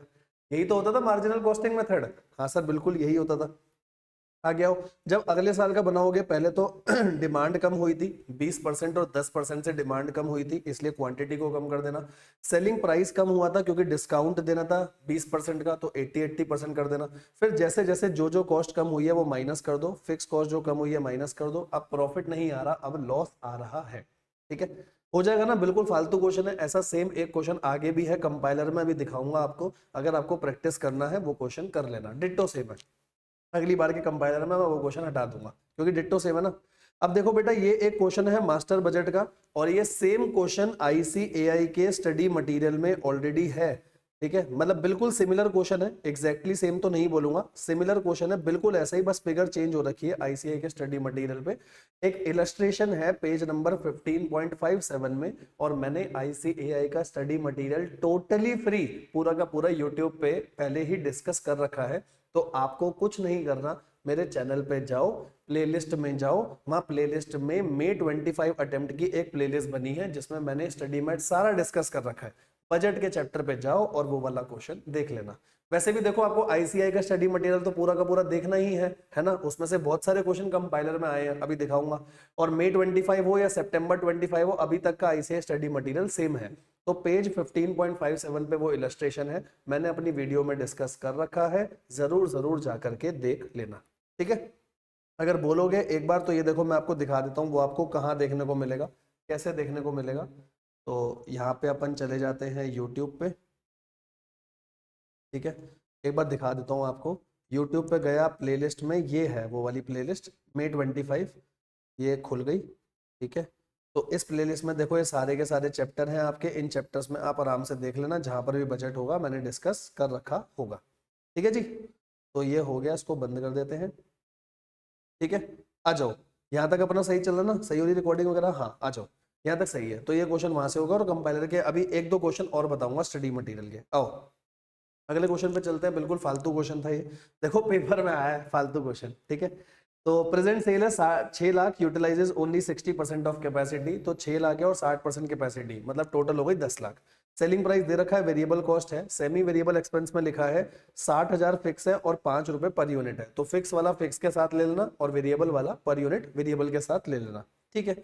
बाकी इसके अलावा बाकी फिक्स कॉस्ट में क्या लिखा है, कह रहा है 1 लाख है अभी प्रेजेंट लेवल पे और ये 25% से बढ़ जाएगी, आगे ध्यान से पढ़ना, एट एंड अबव 80% कैपेसिटी, मतलब अगर आप 80% कैपेसिटी पे पहुंचते हो तो, या उससे ऊपर जितना भी जाते हो तो 25% से आपकी फिक्स कॉस्ट बढ़ जाएगी। अभी हम 60% पर हैं, तो बोला बजट बनाना है 60% पे, 80% पे और 100% पे। सिंपल है बिल्कुल, बजट बना दो आप, कोई प्रॉब्लम नहीं है, ठीक है। 60% पे तो एग्जैक्टली सेम आ जाएगा जैसे क्वेश्चन था, वेरिएबल कॉस्ट में 5 रुपए और लेना। जो सेमी वेरिएबल था ना, सेमी वेरिएबल में कितना था, 60,000 था फिक्स और 5 रुपए वेरिएबल था। फिक्स में ले लो, एक तो सेमी वेरिएबल आएगा और बाकी की फिक्स कॉस्ट आएगी, ये टोटल आ गया, ठीक है। जब आप 80% या 100% पे करोगे तो बस फिक्स एक्सपेंस को बढ़ा देना, बाकी कुछ चेंज नहीं होगा, ऊपर यूनिट्स चेंज होंगे और उस हिसाब से क्वेश्चन हो जाएगा। नॉर्मल क्वेश्चन है, ठीक है। आओ, ये क्वेश्चन जनवरी 21 का थोड़ा बढ़िया क्वेश्चन है, इसको ध्यान से देखना। आप 70% पे काम कर रहे हो, 420 बेच रहे हो, 70% को 420 से डिवाइड कर लो, जितना होगा शायद 6 लाख टोटल आ जाएगा, ठीक है। मटेरियल ठीक है, लेबर ठीक है, फिक्स ठीक है बिल्कुल पूरे साल का है, वेरिएबल भी ठीक है, सेमी वेरिएबल। अब इस सेमी वेरिएबल को ध्यान से पढ़ना, मुझे आपको यही पॉइंट समझाना है, सबसे बढ़िया पॉइंट है, ठीक है। Company desire to earn a profit, पूरे साल का प्रॉफिट आपको 25 लाख कमाना है। कंपनी ने प्लान करा 50% कैपेसिटी पे काम करेंगे पहले 6 महीने, तो पहले 6 महीने मैं ऐसे लिख देता हूं, पहले 6 महीने काम होगा 50% कैपेसिटी पर, 75% होगा अगले 3 महीने, अगले 3 महीने काम होगा 75, तो 6 और 3 9 महीने हो गए, तो बाकी के जो बैलेंस 3 महीने बच गए पूरे साल के, इसमें काम होगा 100%, ये देखो लिखा है, will operate at full capacity, ठीक है। कह रहा है determine the average selling price at which each of the toy should be sold to earn the desire profit. बेटा देखो, डिजायर प्रॉफिट के लिए आप काम कर लोगे, सारी कॉस्ट जोड़ो, लास्ट में प्रॉफिट दे रखा है जोड़ोगे और आपका सेल्स आ जाएगा, सेल्स को यूनिट से डिवाइड करोगे, सेलिंग प्राइस आ जाएगा, कोई बड़ी बात नहीं है। 3 कॉलम में क्वेश्चन कर सकते हो, ये देखो इन्होंने भी ऐसे करके 3 कॉलम में क्वेश्चन करा है। पहले अपन ने सारी कॉस्ट ले ली, टोटल में सारी कॉस्ट आ गई, डिजायर प्रॉफिट आ गया आपका, और डिजायर प्रॉफिट के बाद ये आ गया और इससे आपने निकाल लिया, जितने भी आपके यूनिट्स आ रहे होंगे टोटल डिवाइड करके सेलिंग प्राइस आपका आ जाएगा, ठीक है ना। यहां तक तो सब कुछ ठीक है। यहां तक तो ठीक है, बस अब आपको मेरे को एक चीज ये बतानी है, ये ध्यान से सुनना, सेमी वेरिएबल कैसे होगा, देखो। ध्यान से बेटा, पहला है 5 lakh per annum up to 60% capacity. 5 lakh per annum है अगर 60% तक काम कर रहे हो, तो पहले में तो मैं 50% काम कर रहा हूं, तो यहाँ पर कितने होंगे सेमी वेरिएबल, 5 लाख होंगे, पर 5 लाख पूरे साल के हैं बेटा, 5 लाख पूरे साल के हैं, मैं लूंगा 6 महीनों के, ठीक है। तो 5 लाख का 6/12 करा, ये आएगा 2.5 लाख, चेक कराता हूँ, ये देखो आपने ये करा तो सेमी वेरिएबल पहले आया 2.5 लाख, ठीक है। हाँ सर, पहले 6 महीनों का समझ में आ गया। अगला देखना, अगला क्या लिखा है, 50,000 बढ़ेगा हर 5% इंक्रीज इन कैपेसिटी और part thereof. Part thereof का मतलब होता है अगर 1% भी बढ़ा तो हम तो रेट 5% वाला ही लगाएंगे, हर 5% पे 50,000 बढ़ता चलेगा। तो आप ऐसे समझो, 60% कैपेसिटी पे खर्चा था 5 लाख पूरे साल का, अब 5% बढ़ाना है, मेरे को जाना है 75% तक, 75% तक जाना है तो 5% बढ़ाऊंगा 3 बार, 3 बार बढ़ेगा, और 5% बढ़ाने पे खर्चा बढ़ेगा 50,000 से, तो 50,000 से ये खर्चा, 50,000 से फिर 50,000 से, जब 75% पे पहुंचूंगा तो ये हो गया 5 लाख और 1.5 लाख, 5 और 1.5 कितने हुए, 6.5, 6.5 लाख हुए। हाँ, 6.5 लाख पूरे साल का है तो 3/12 कितना, करो मेरे साथ, 6.5 अगर पूरे साल का है तो 3/12, ये आएगा 1,62,500। चेक करते हैं, 1,62,500 आ रहा है अगले 3 महीनों के लिए, ये देखो अगले 3 महीनों के लिए बेटा सही आ रहा है 1,62,500, ठीक है सर। अगला क्या है, अब अगला देखना, कह रहा है ऐसा चलता रहेगा अप टू 80%, 80% तक ऐसा ही चलेगा, उसके बाद हर 10% इंक्रीज पे 75,000 बढ़ेगा। तो आप देखो, मैं अभी तक 75% तक आया था ना, अब 75% है तो 80% तक तो ऐसे ही बढ़ेगा, 80% तक ऐसे ही बढ़ा। मेरे जो लास्ट के 3 महीने हैं उसमें मैं 100% पे काम कर रहा हूं, अभी तक मैं 80 पे आ चुका हूं, 80 के बाद बढ़ेगा 10%, फिर बढ़ेगा 10%, और 10% पे ये बढ़ रहा है 75,000 और 75,000, अब जोड़ लो 100% पर कितना होगा, तो 100% पर कितना हो गया, इतना तो 6.5 लाख आया ही था, तो 6.5 लाख उसमें ये सब जोड़ दो, तो मैं जोड़ देता हूँ 6.5 लाख प्लस 50,000 और 1.5 लाख ना, तो 50,000 जोड़ा और फिर 75 75 है तो ये हो गया 1.5 लाख, टोटल हो गया 8.5। 8.5 को डिवाइड बाय 12 इंटू 3, तो ये आ जाएगा 2,12,500। ये आएगा 2,12,500। चेक करते हैं इतना ही आ रहा है या नहीं आ रहा है। यही इसकी एडजस्टमेंट सबसे अच्छी थी। ये लो, बाकी क्वेश्चन में कुछ नहीं है, आप यूनिट्स वगैरह निकाल के सब काम कर सकते हो, कोई बड़ी बात नहीं है, ठीक है। इसके बाद क्वेश्चन आपका बहुत आराम से हो जाएगा। कह रहा 130 या 129 कौन सा लेना चाहिए, तो उस हिसाब से आप बता सकते हो। कोई भी ऑफर ले लो जहाँ पे 128.45 से ऊपर आ रहा हो, दोनों ऑफर में ऊपर आ रहा है तो एक्सेप्ट कर सकते हो आप ऑफर, ठीक है जी। आओ, उसके बाद ये क्वेश्चन, ये तो पता नहीं क्या ही क्वेश्चन, बिल्कुल नॉर्मल सा क्वेश्चन डाला, कुछ भी नहीं है। RS limited manufacture and sell a single product, estimated sales revenue, आपका सेल्स रेवेन्यू इतना होगा, 20% प्रॉफिट है, ठीक है। अच्छा हाँ, इस क्वेश्चन में एक बात बहुत अच्छी है, हाँ आ जाओ, वो बताऊंगा मैं वो कैसे पता चला। सेल्स दे रखी है, प्रॉफिट दिया, आप क्वेश्चन पूरा देखना, यूनिट्स नहीं दे रखे होंगे। Each unit of product require 6 kilo और 3 किलो, कितना कितना रॉ मटेरियल लगेगा ये बता रखा है। प्रोसेसिंग टाइम 4 घंटे लगेगा और 2 घंटे लगेगा एक फैक्ट्री में, मशीन शॉप में, एक असेंबली शॉप में। फैक्ट्री ओवरहेड का ब्लैंकेट रेट है इतना, और वेरिएबल सेलिंग और डिस्ट्रीब्यूशन इतना है, और फिक्स इतना है। परचेज प्राइस दोनों का दे रखा है, लेबर का रेट दे रखा है, ओपनिंग और क्लोजिंग दे रखे हैं। भाई ओपनिंग क्लोजिंग आपने सब कुछ दे दिया, कितने यूनिट्स बिक रहे हैं वो तो बताया ही नहीं। और जब तक बिक रहे हैं ये नहीं पता होगा तो मैं ये कैसे बताऊं प्रोड्यूस कितने हुए। पहले सेल्स तो पता होनी चाहिए ना, सेल्स होती है प्लस क्लोजिंग माइनस ओपनिंग करते हैं, तो पहले सेल्स के यूनिट पता होने चाहिए। और जब तक सेल्स के यूनिट नहीं आएंगे तो बाकी क्वेश्चन बन नहीं पाएगा। अब देखो सेल्स के यूनिट कैसे आएंगे, तो सुनना, मेरे पास सेल्स का डाटा है, प्रॉफिट का डाटा है और फिक्स कॉस्ट का डाटा है। तो सेल्स में से माइनस करूंगा प्रॉफिट, माइनस करूंगा फिक्स कॉस्ट, तो टोटल वेरिएबल कॉस्ट पता चल जाएगी, ठीक है। और दूसरा निकाल लूंगा वेरिएबल कॉस्ट पर यूनिट। बेटा जब टोटल वेरिएबल कॉस्ट है और वेरिएबल कॉस्ट पर यूनिट है, अगर आप दोनों को डिवाइड कर दोगे तो क्या आपको पता चल जाएगा यूनिट्स कितने बने। हाँ सर बिल्कुल ऐसे ही होगा क्वेश्चन। देखो सेल्स थी, सेल्स में से सबसे पहले प्रॉफिट हटाया, प्रॉफिट हटाया, प्रॉफिट के साथ साथ आपने फिक्स सारे खर्चे हटाए, ये टोटल वेरिएबल कॉस्ट आ गई।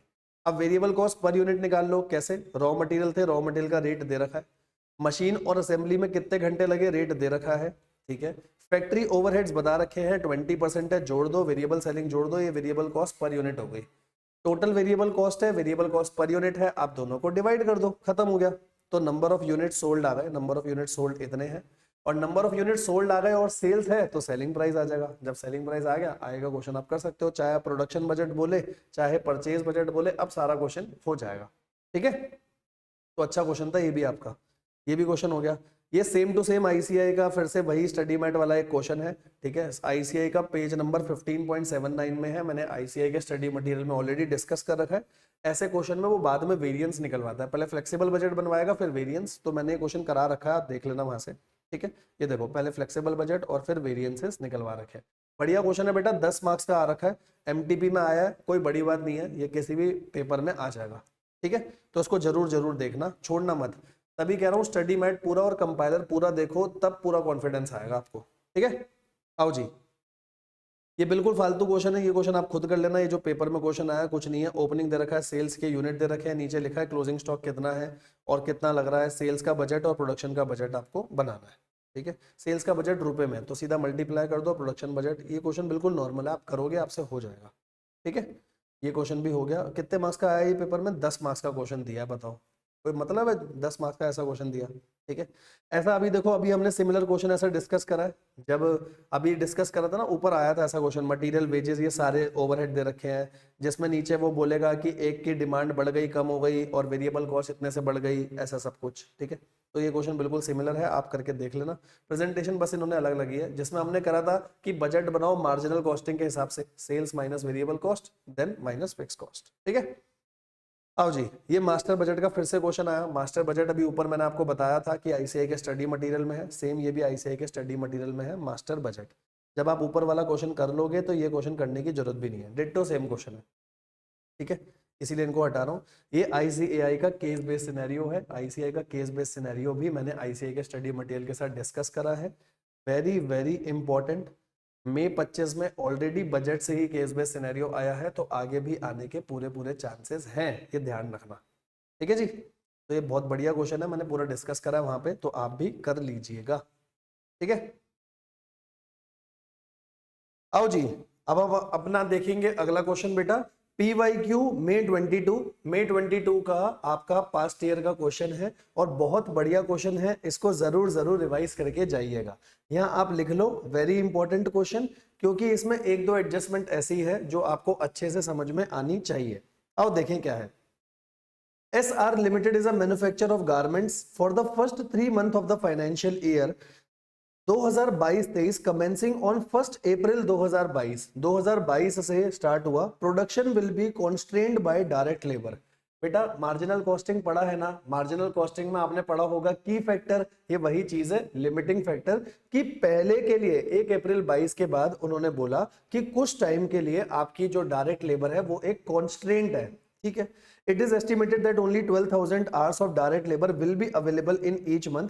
हर महीने तक पहले 3 महीने में हर महीने तक सिर्फ 12,000 घंटे आपको अवेलेबल होंगे, ठीक है। आगे आओ। For the market reason production of either of the two garment must be at least 25% of the production of the other. ये बात ध्यान रखना, मार्केट के रीजन की वजह से, क्योंकि अपन यहाँ पे दो चीज बना रहे हैं, एक शर्ट है और एक शॉर्ट्स है, तो दोनों मतलब एक जो है वो दूसरे का कम से कम 25% तो होना चाहिए। मतलब अगर ये x है तो ये कम से कम 0.25x तो होगा ही होगा, या अगर आप इसको x ले रहे हो तो ये तो 0.25x होगा कम से कम। अब आप खुद सोचो अगर आपको अच्छे से लिमिटिंग फैक्टर का कॉन्सेप्ट आता है या की फैक्टर का कॉन्सेप्ट आता है तो बेटा हम वहां पे निकालते हैं कंट्रीब्यूशन पर की फैक्टर, और फिर ये देखेंगे लेबर का 1 घंटा इन्वेस्ट करके मैं ज्यादा पैसा कहां से कमा रहा हूं, तो जहां से ज्यादा कमा रहा हूं उसको तो x बना लूंगा कि इतना तो है ही है, और दूसरा बन जाएगा 25% ऑफ x। बताओ समझ आया या नहीं आया, जरूर बताना कमेंट सेक्शन में, ठीक है जी। आओ सेल्स प्राइस दे रखा है, रॉ मटेरियल में पहला बोला है 12 रुपए पर मीटर के हिसाब से इतना है। डाई और कॉटन वेरिएबल खर्चा है आपका। डायरेक्ट लेबर 8 रुपए पर घंटे के हिसाब से डायरेक्ट लेबर दे रखा है। फिक्स ओवरहेड 4 रुपए पर घंटे के हिसाब से दे रखा है। जब आप कंट्रीब्यूशन की बात करोगे तो फिक्स ओवरहेड लोगे नहीं, और यहाँ पर डायरेक्ट लेबर 8 रुपए पर घंटे के हिसाब से है तो यहाँ 1 घंटा लग रहा होगा, यहाँ 0.5 आवर हमारे लग रहे होंगे, ठीक है। आगे पढ़ो क्या बोला है। अप्रैल में जून, क्योंकि अप्रैल से स्टार्ट करें तो पहले 3 महीने में डायरेक्ट लेबर आपकी कांस्टेंट थी, फिर बोला July 2022 direct labour will no longer be a constant, अब डायरेक्ट लेबर कोई कांस्टेंट नहीं है। The company expect to be sold 15,000 shirts and 20,000 shorts in July, तो जुलाई का डाटा आपको दे रखा है। There will be no opening stock in the beginning of July, जुलाई में कोई ओपनिंग नहीं है, बट बेटा जो जुलाई का क्लोजिंग होगा वो अगस्त का क्या बनेगा ओपनिंग, अगस्त का क्लोजिंग सितंबर का ओपनिंग बनेगा, ठीक है। Sales volume are expected to grow 10% per month cumulatively thereafter throughout the year. Cumulatively का मतलब क्या होता है, क्यूमुलेटिवली का मतलब है अगर पहले साल में 15,000 की सेल हो रही है तो अगले साल होगी 16,500, 1500 जोड़ दिया 10% जोड़ दिया, तो 15,000 में 10% जोड़ा यह आया 16,500, फिर इसमें 10% जोड़ा क्यूमुलेटिवली तो यह आएगा 18,150, इसमें 10% जोड़ करके ये अमाउंट आ जाएगा, ठीक है। और क्या लिखा है, following additional information is available, the company intend to carry stock of finish garment sufficient to meet 40% of next month sale from July 22 onwards. मतलब जो बेटा जुलाई का क्लोजिंग स्टॉक होगा, जो जुलाई का क्लोजिंग स्टॉक होगा वो क्या होगा, अगले महीने की सेल का, अगस्त की सेल का 40%, अगस्त का क्लोजिंग क्या होगा, सितंबर की सेल का 40%। The estimated selling price will be same as above, selling price आपका सेम रहेगा। आओ देखो क्या बोला आगे, calculate number of shirts and short to be produce per month in the first quarter. पहले बोला अप्रैल में जून का निकालो, तो अप्रैल में जून में हम सबसे पहले कंट्रीब्यूशन निकालेंगे। ये देखो आपने कंट्रीब्यूशन निकाला, कंट्रीब्यूशन को लेबर आवर से डिवाइड कर दिया, 1 घंटा और 0.5, तो ये आ गया लेबर का 1 घंटा लगा करके मैं शर्ट पे जो कमाऊंगा 22 रुपए कमाऊंगा, लेबर का 1 घंटा लगा करके शॉर्ट्स पे जो कमाऊंगा 48 रुपए कमाऊंगा। तो आप बताओ शर्ट बनाने में फायदा है या शॉर्ट्स बनाने में? अरे दादा शॉर्ट्स बनाने में फायदा है ना, तो अगर मैं शॉर्ट्स की क्वांटिटी को x रख लूं तो दूसरे की कम से कम 25% तो बनानी पड़ेगी, ऐसा क्वेश्चन में बोला है, ठीक है। ये देखो अब अपन ने ले लिया कि एक की क्वांटिटी x हो गई तो दूसरे की क्वांटिटी आपकी 0.25x हो गई, ठीक है। आपके पास लेबर के घंटे अवेलेबल है, लेबर के घंटे अगर टोटल 12,000 अवेलेबल है तो 12,000 कैसे आएंगे, इसके आपने x बनाए शॉर्ट्स के, और शॉर्ट्स के एक को बनाने में 0.5 आर लगते हैं, सेम ऐसा दूसरे में बोले तो 0.25, और शर्ट के एक शर्ट को बनाने के लिए 1 घंटा लगता है। ये टोटल नंबर ऑफ आवर्स हो गए, टोटल नंबर ऑफ आवर्स को 12,000 के बराबर हम रख देंगे और सॉल्व कर देंगे बस। ये हो गया पूरा। इसके बाद तो क्वेश्चन बहुत आसान है। अगला क्या बोला कह रहा जुलाई अगस्त सितंबर के लिए सेल्स बजट बना दो, रेवेन्यू और प्रोडक्शन बजट। अब तो क्वेश्चन बेटा खत्म हो गया, कुछ भी नहीं है। ये देखो कैसे होगा, जुलाई के लिए आपको सेल्स दे रखी है, जितनी जुलाई की सेल है उसमें बढ़ा देना 10-10%, फिर अगस्त में इस वाली सेल का बढ़ा देना 10, हमने निकाल के भी देखा था 18,150 आया था, और इसका आ जाएगा 10%। ठीक है, सेलिंग प्राइस आपको सीधा सीधा दे रखा है, रेवेन्यू आ जाएगा। प्रोडक्शन बजट का फॉर्मूला होता है sales plus closing minus opening. तो सेल लूंगा, क्लोजिंग लूंगा। जुलाई में तो कोई ओपनिंग नहीं है, ये देखो जुलाई में तो आपका कोई भी ओपनिंग नहीं है, बट जो जुलाई का आपका क्लोजिंग होगा वो बनेगा आपका अगस्त का ओपनिंग, अगस्त का जो क्लोजिंग होगा वो सितंबर का ओपनिंग बनेगा। इस हिसाब से बाकी पूरा क्वेश्चन आपका हो जाएगा। सिंपल है ना। जरूर बताना बेटा क्या समझ में आया अभी तक या नहीं समझ में आया, ये जरूर जरूर बताना। ठीक है, आगे क्वेश्चंस में बढ़ने से पहले आपको एक चीज दिखा देता हूं। ये देखो, ये हमारी कंपाइलर की पूरी पूरी किताब आ चुकी है। ठीक है, पूरी किताब जो आप कंपाइलर जो पढ़ रहे हो उसका हार्ड कॉपी कवर आ चुका है, हार्ड में पूरा आ चुका है ये। अगर आपको ये लेनी है तो आप मेरे से एक बार कांटेक्ट कर लेना। और इसके प्राइस हमने बिल्कुल नॉमिनल प्राइस रखे हैं, जितने में आपकी फोटोकॉपी होती है उतने उतने में आपको ये बुक मिल जाएगी, तो आप हार्ड कॉपी ले सकते हो। और ये देखो आपको एक चीज और दिखाता हूँ, जो ये आप हार्ड कॉपी लोगे, हार्ड कॉपी के मैंने पहले ही पेज पर यहाँ पर QR लगा रखा है, जिसमें अपन ये सारी प्लेलिस्ट डाल देंगे। और अगर आप पहले से ही प्लेलिस्ट देख रहे हो तो आपको तो पता है सारा कंपाइलर मैं आपके साथ यहाँ पे डिस्कस करूंगा। बट आपसे एक रिक्वेस्ट है खाली, बेटा अगर आपको ये वीडियोस पसंद आ रही है तो जरूर कमेंट सेक्शन में बताना, because your appreciation is our motivation. और अपने हर दोस्त के साथ शेयर करो, जिसको पोस्टिंग में डर लगे लगे ना लगे, आप बोलो भाई तुम ये देख के चले जाओ, मजा आ जाएगा। तुम खुद बताना तुम्हें कॉन्फिडेंस आ रहा है या नहीं आ रहा है। ठीक है जी, आओ इसके बाद अपन आगे चलते हैं, आगे का क्वेश्चन उठाते हैं। ये देखो इतनी बार सेम क्वेश्चन रिपीट हुए हैं। आओ अगला, अब इसके बाद आता है मई 22 के, मतलब अपन ने करा था शायद, कौन सा करा था इससे पहले, कौन सा अटेम्प्ट का क्वेश्चन था, मई 22। अब मई 22 के बाद आया मई 23, जो अलग क्वेश्चन आया। आओ पढ़ के देखते हैं क्या है।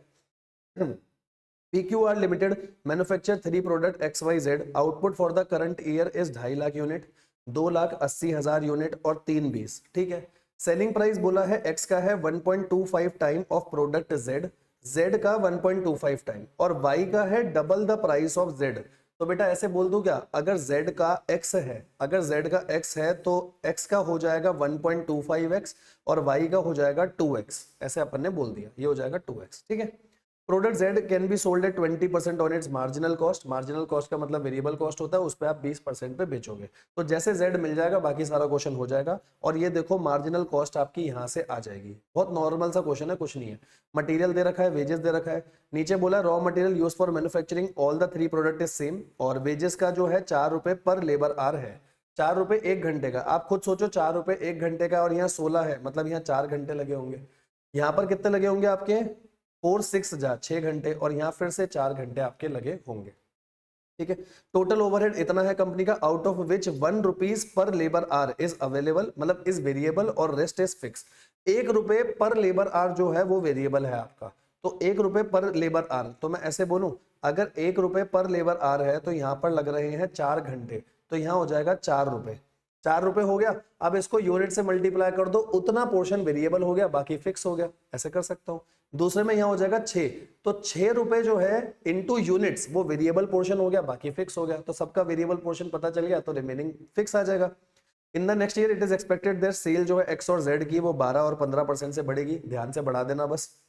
Y की कम हो रही है।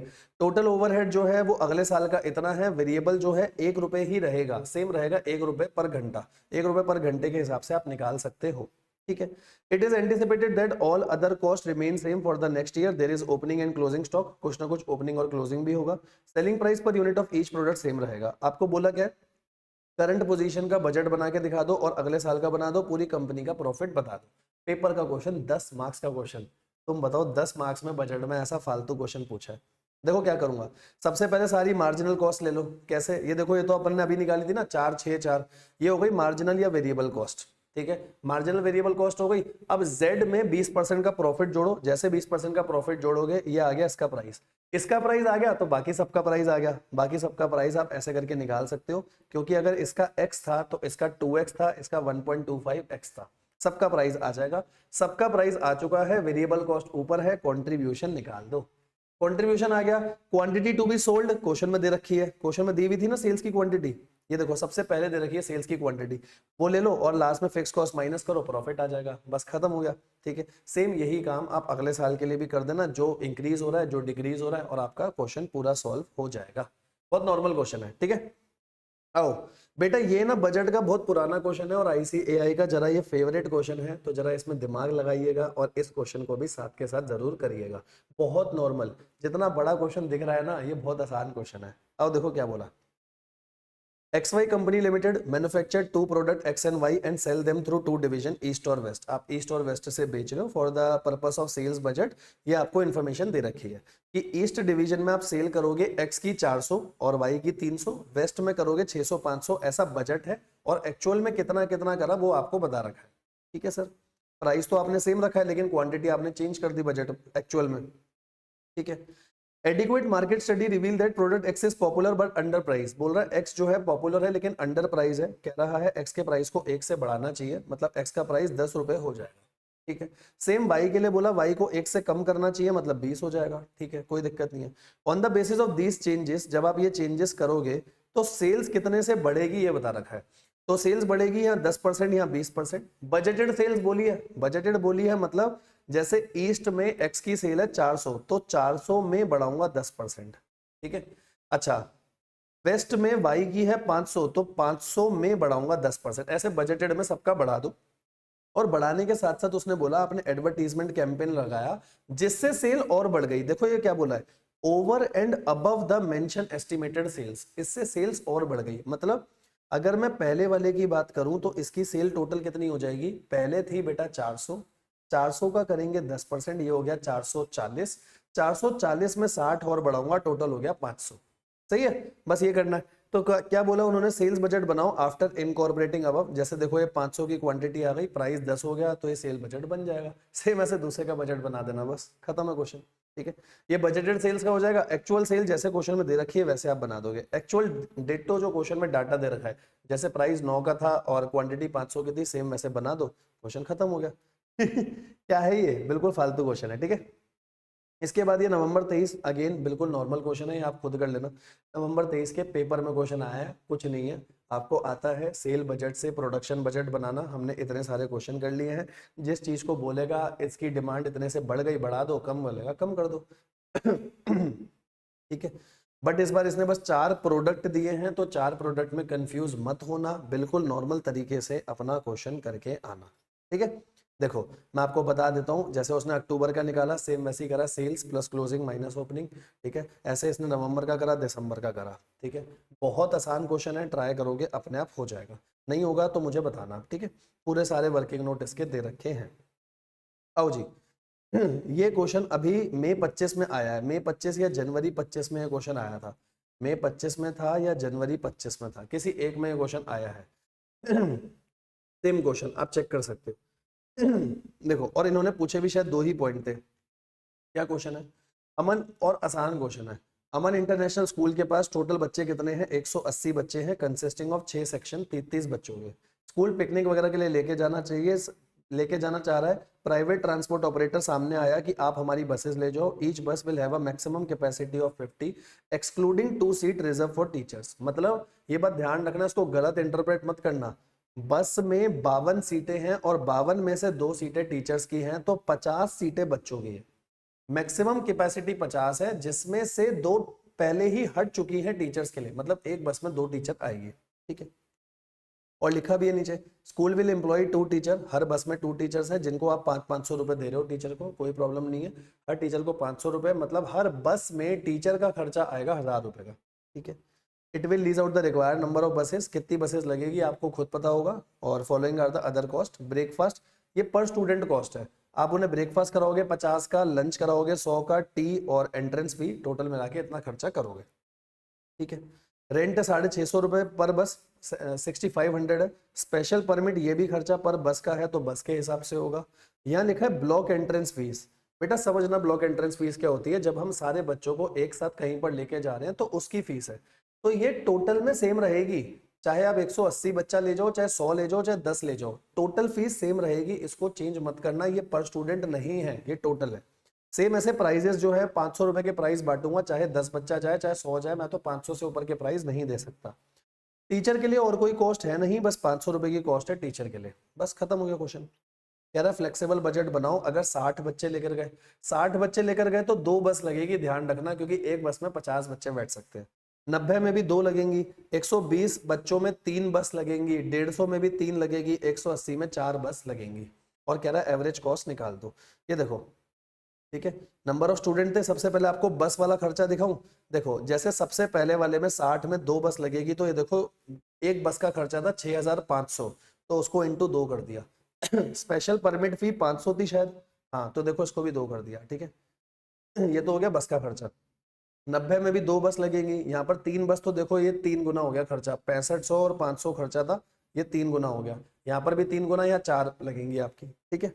बाकी जो वेरिएबल कॉस्ट पर स्टूडेंट है वो तो हर जगह सेम रहेगी, मतलब पर यूनिट सेम रहेगी, जितने जितने स्टूडेंट है उनसे सीधा सीधा मल्टीप्लाई कर दो, जैसे 60 बच्चे हैं 60 से मल्टीप्लाई, हर आइटम को 60 से मल्टीप्लाई कर दो, आ जाएगा। और जो ब्लॉक एंट्रेंस है वो तो हर जगह क्या रहेगा, फिक्स रहेगा। ये देखो दिखा देता हूँ। और अच्छा, टीचर्स की जो फीस है ये भी बस के हिसाब से, जैसे जब एक बस है तो 2 टीचर, यहाँ पर लगेंगे 3 टीचर, यहाँ लगेंगे आपके 4 टीचर, ऐसे, ठीक है। मतलब एक बस है तो 2 नहीं, सॉरी 4 टीचर आएंगे ना, क्योंकि एक में 2 थे, तो यहाँ पर 4 टीचर आएंगे, यहाँ 6 आएंगे, यहाँ 8 टीचर आएंगे। और जो ब्लॉक है, ब्लॉक एंट्रेंस फी हर जगह क्या चलेगी, हमारी सेम चलेगी, और इस हिसाब से बजट बन गया, कोई दिक्कत नहीं है। अगले पार्ट में क्या बोला, एवरेज कॉस्ट निकालो। कहता है एवरेज कॉस्ट निकालो, तो जो टोटल कॉस्ट है ये divide by number of student, average cost आ गई। अब इसका लास्ट पार्ट बहुत अच्छा है, और अभी जो पेपर हुआ था उसमें इन्होंने लास्ट पार्ट पूछा ही नहीं। लास्ट पार्ट देखो क्या लास्ट पार्ट है, what will be your conclusion regarding the break, ये ब्रेक इवन होगा, ब्रेक भी नहीं है, break even level of student if school proposes to collect 400 रुपए पर स्टूडेंट। बेटा अगर स्कूल 400 रुपए आपसे ले रहा है, तो 400 का सेलिंग प्राइस हो गया, माइनस वेरिएबल कॉस्ट अपन कर देंगे जितनी वेरिएबल कॉस्ट है, तो इसके बाद कॉन्ट्रीब्यूशन आ जाएगा। और ब्रेक इवन का फॉर्मूला होता है फिक्स कॉस्ट अपॉन में कॉन्ट्रीब्यूशन। बट इस क्वेश्चन में यहाँ एक बात ध्यान रखना, क्योंकि टोटल में आपके पास कभी आप एक बस लेके जा रहे हो, कभी 2 बस लेके जा रहे हो, ऐसे हो रहा है, तो मैं बसेस के हिसाब से निकालूंगा, ठीक है। बसेस के हिसाब से कैसे निकालूंगा, सुनो, ठीक है। बसेस के हिसाब से कैसे निकालूं, सुनो, क्योंकि यहाँ पे सेमी वेरिएबल कॉस्ट वगैरह भी सब कुछ है। तो सबसे पहले यहाँ पर आपके जो बच्चे लेकर गए हैं वो 60 बच्चे लेकर गए ना, और 60 बच्चों का मतलब हो गया 2 बस तो आपकी कम से कम जा रही है, तो कम से कम 2 बस जा रही है, ज्यादा से ज्यादा 4 बस जा रही है। इनके अकॉर्डिंग पहले बच्चों को बांट लो, जैसे 2 बस हैं तो 100 तक बच्चे होंगे, तो मैंने एक रेंज ले ली 51 से 100, क्योंकि एक बस का क्वेश्चन में कुछ डाटा ही नहीं है, तो पहले 51 से 100 ले ली कि 2 बस जाती हैं, तो 3 बस जाएगी तो 100 से लेकर 150 में कोई भी बच्चा होगा, और अगर 4 बस जाएंगी तो 150 से 200 में कितने भी नंबर ऑफ स्टूडेंट होंगे। यहाँ तक समझ आया, हाँ सर यहाँ तक आया। अब आता है फिक्स कॉस्ट। अब फिक्स कॉस्ट में क्या क्या लोग हैं समझना। 2 बस का अगर आप केस ले रहे हो, अगर आप 2 बस का केस ले रहे हो, तो फिक्स कॉस्ट में एक तो आएगा ये 3000 रुपए, एक तो आएगा 3000, लेकिन अभी खत्म नहीं हुआ, क्योंकि कंट्रीब्यूशन निकालते हुए तो आपने variable cost per student minus करी है, तो ये भी तो खर्चे हैं ना ऊपर के सेमी वेरिएबल, ये भी तो रिकवर करने हैं। तो ये टोटल है 16, ये रिकवर थोड़ी हुआ अभी, तो ये 16 और लूंगा, तो यहाँ पर आएगा टोटल खर्चा 16000 और जोड़ के 19000। ये देखो 19000 का खर्चा डिवाइड बाय कंट्रीब्यूशन, कंट्रीब्यूशन है 220 और ब्रेक इवन आ गया 86, ठीक है। बहुत आराम से तसल्ली से सुनना लास्ट वाला प्रॉब्लम, ये किसी एमसीक्यू वगैरह में पूछा जा सकता है, बाकी सारा डाटा आपको दे करके बहुत सिंपल है, ठीक है। आप आप ये लो, आप मेरे को देखो, कहाँ गया, हाँ ये रहा, आप मेरे को देखो, सुनो। सबसे पहले 2 बस है, सबसे पहली बार में 2 बस जा रही है, तो मैंने बोला 2 बस में मिनिमम से मिनिमम कितना बच्चा बैठेगा, 51 से लेकर 100 तक कोई भी बच्चा बैठ सकता है, ठीक है। अगर 2 बस ही खाली लेके जाऊं तो 3 बस लेकर जाऊंगा तो 101 से 150 में कोई बैठ सकता है, 4 बस लेके जाऊंगा तो 151 से 200 में कितना भी बच्चा जा सकता है, मैक्सिमम बच्चा मेरे पास 180 है, ठीक है। अब आपने जब कंट्रीब्यूशन निकाला तो सेलिंग प्राइस में से खाली वेरिएबल कॉस्ट माइनस करी, तो कंट्रीब्यूशन आया। ब्रेक इवन का मतलब होता है सारी कॉस्ट रिकवर करना, तो सेलिंग प्राइस में से वेरिएबल कॉस्ट माइनस करी तो वेरिएबल कॉस्ट तो रिकवर हो गई, तो भाई जो बची है सारी कॉस्ट लोगे ना ऊपर, तो बची कौन कौन सी, ब्लॉक एंट्रेंस और वो जो थी 3000 वो तो है ही, और बसेस का खर्चा भी तो बचा, वो भी तो रिकवर करना है, तो 2 बस में 2 बस का खर्चा वो ले लिया और डिवाइड बाय कंट्रीब्यूशन। 3 बस होगी तो 3 बस के हिसाब से करेंगे, आओ दिखा देता हूँ आपको, कहाँ गया अपना, ये रहा देखो, 3 बस में 3 बस के हिसाब से खर्चा ले लिया, कितना खर्चा आएगा, 3000 तो फिक्स है ही, और ये वाला खर्चा था 24000, टोटल हो गया 27000, ऐसे आ जाएगा। तो ब्रेक इवन आपके आ गए कि 86 बच्चों पे ब्रेक इवन होगा अगर 2 बस लेके जाओगे, 3 बस में 123 में, 4 बस में 159 पे ब्रेक इवन आपका होगा।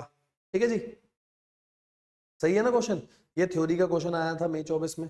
ठीक है, थ्योरी बाद में कर लेंगे आराम से अपन, कोई दिक्कत नहीं है। आओ, ठीक है, आगे चलो। उसके बाद ये देखो, इन्होंने ये वाला जो क्वेश्चन डाला है सितंबर 24, बिल्कुल अपन रीसेंट अटेम्प्ट के पास ही आ रहा है, सितंबर 24 CBS 2।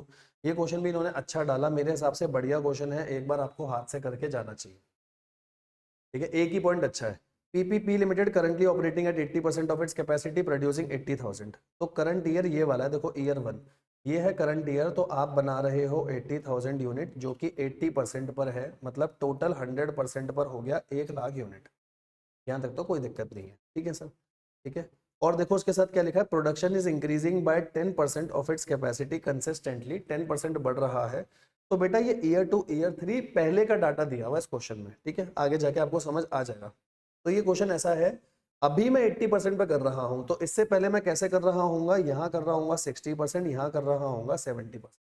ईयर 3 to 1 है, 3 to 1 का मतलब अगर मैं आज 2025 में हूं तो एक डाटा 2024 का दे रखा है, एक 2023 का। तो अगर मैं 2025 में 80% पर हूं तो इससे पहले 70% होगा, उससे पहले 60%। बस यही बात इंपॉर्टेंट थी। ठीक है, अब मटेरियल है, लेबर है, फैक्ट्री ओवरहेड, सेलिंग, एडमिन, देखो सारे खर्चों को बांटना आपको आता है, सारे खर्चों को आप बहुत आराम से बांट सकते हो। नीचे क्या लिखा है, कंपनी प्लान कर रही है 90% पे, तो हमें पूरा क्वेश्चन 90% के हिसाब से करके दिखाना है। Due to increase in demand of raw material, distributor जो है 10% से प्राइस को बढ़ा देगा। तो रॉ मटेरियल अगर पूरा वेरिएबल होगा तो पर यूनिट निकाल के 10% बढ़ा दूंगा, थोड़ा बहुत कुछ फिक्स होगा तो फिक्स को अलग करके बाकी आपका निकल जाएगा, जो भी खर्चा होगा, मतलब ऐसे देखेंगे। At the beginning of current quarter dispute occur between the worker and employees, employ और वर्कर के बीच में डिस्प्यूट हो गया, जिसकी वजह से स्ट्राइक हो गई और आपको 20% ज्यादा वेजेस देनी पड़ेगी। तो अगली बार वेजेस बढ़ रही है 20% से, मटेरियल बढ़ रहा है 10% से। इसके अलावा वेरिएबल फैक्ट्री ओवरहेड भी बढ़ रहा है आपका, फिक्स फैक्ट्री ओवरहेड भी बढ़ रहा है, सेलिंग भी बढ़ रहा है, सारे खर्चे बढ़ रहे हैं, प्रॉफिट इतना रखना है, कह रहा है फ्लेक्सिबल बजट बनाओ। अब देखो, अब इसमें आप खर्चे कैसे डालोगे, सारी बात वो है, इंपॉर्टेंट बात वही है। देखो एक पहले मटेरियल का समझा देता हूँ आपको, क्योंकि मटेरियल पे बेटा यूनिट्स तो दे नहीं रखे, तो मैं एक समझाता हूँ, बाकी आगे पूरा क्वेश्चन करना आराम से हो जाएगा। 80% पे खर्चा दिया हुआ है, 70 पे और 60% पे। तो पहले मैं चेक करके देखूंगा क्या इसमें से कोई फिक्स पोर्शन तो नहीं है। देखो 80% पर है 16 लाख, 70 पे है 14 लाख और 60 पे 12 लाख, बिल्कुल यूनिटरी मेथड में सेम है। इसका मतलब ये वेरिएबल कॉस्ट है। अगर वेरिएबल कॉस्ट है तो 90% पर 18 लाख हो जाएगा, 90% पर होना चाहिए 18 लाख, पर इसमें बोला था 10% बढ़ा दो, तो 18 लाख में 10% यहाँ आपका बढ़ा दिया, ये देखो 18 लाख में 10% बढ़ा दिया।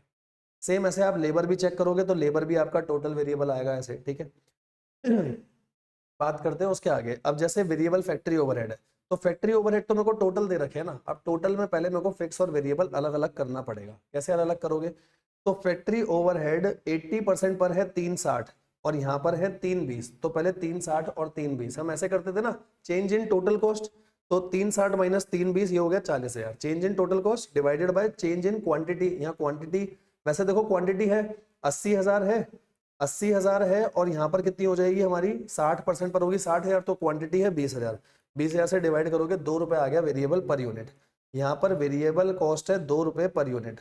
तो फिक्स कितना होगा किसी भी लेवल पे निकाल लो, जैसे 80,000 पर टोटल 360 है, तो 80,000 पर अगर टोटल 360 है और 80,000 पे 2 के हिसाब से लूंगा तो 160 आ गई वेरिएबल, 160 माइनस 360, 2 लाख आ गई आपकी फिक्स। इसमें से फिक्स और वेरिएबल अलग अलग कर दिया। अब जैसा जैसा क्वेश्चन ने बोला है वैसे वैसे बढ़ा दो। वेरिएबल में बोला है बढ़ाना 5%, तो 2 रुपए में 5% बढ़ाना, 2 में आप बढ़ाओ 5%, एक पूरा करके दिखा देता हूँ। 2 में बढ़ाया 5%, ये हो गया 2.1, और 2.1 को मल्टीप्लाई कर दिया 90,000 से, तो इनटू कर दिया 90,000, 189,000। चेक करें, ये देखो 189 आ रहा है। और फिक्स था 2 लाख, फिक्स में कितना बोला इन्होंने बढ़ाने को, फिक्स में बोला 10%, तो 2 लाख में 10%, ये बढ़ जाएगा 220 हो जाएगा। ठीक है जी, इस तरीके से आप सारा क्वेश्चन करोगे। क्वेश्चन देखा जाए तो बहुत नॉर्मल है, बस ये बताना है सेमी वेरिएबल कॉस्ट को कैसे कैसे बांटना है।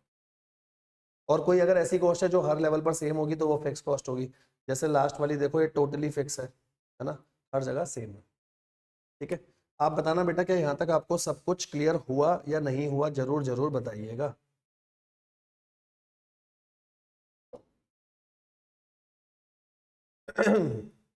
ये वाला क्वेश्चन भी अपना पूरा हो गया। ठीक है, आगे चलो। अब ये देखो अगेन ये वाला क्वेश्चन सितंबर 24 बहुत नॉर्मल क्वेश्चन आया है, आप खुद से ट्राई करके देखना, आपसे ये क्वेश्चन आराम से हो जाएगा। ठीक है, 1 मिनट रुकना, ये ना फाइल में कुछ दिक्कत आ रही है, सही से चल नहीं रहा, मैं एक बार इसको सेव कर देता हूँ और फिर इसको दोबारा खोलता हूँ। 1 मिनट रुकना बस।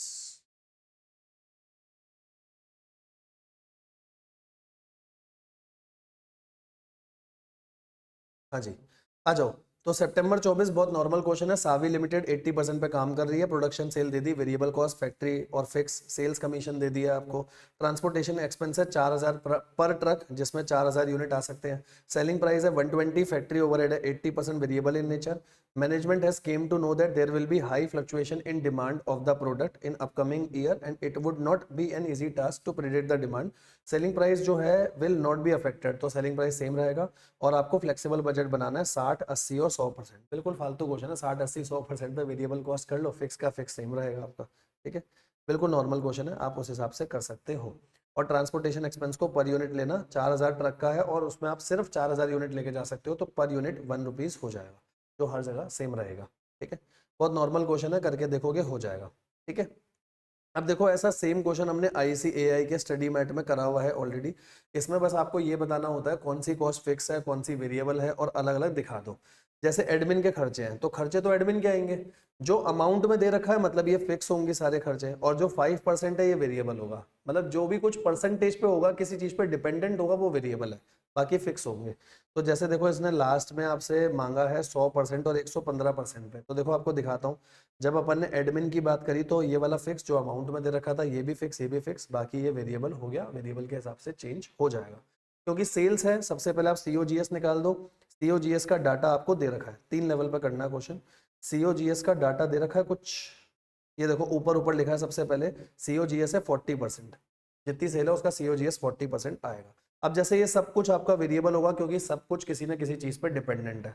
ठीक है, अब जब इसको बांटोगे ये फिक्स होगा, ये बाकी वेरिएबल होगा, और उस हिसाब से आपका ये क्वेश्चन हो जाएगा। सिंपल क्वेश्चन है बिल्कुल, ये देखो ये फिक्स है, बाकी वेरिएबल है। ठीक है, बिल्कुल फालतू क्वेश्चन है, एक बार रीड करके छोड़ देना।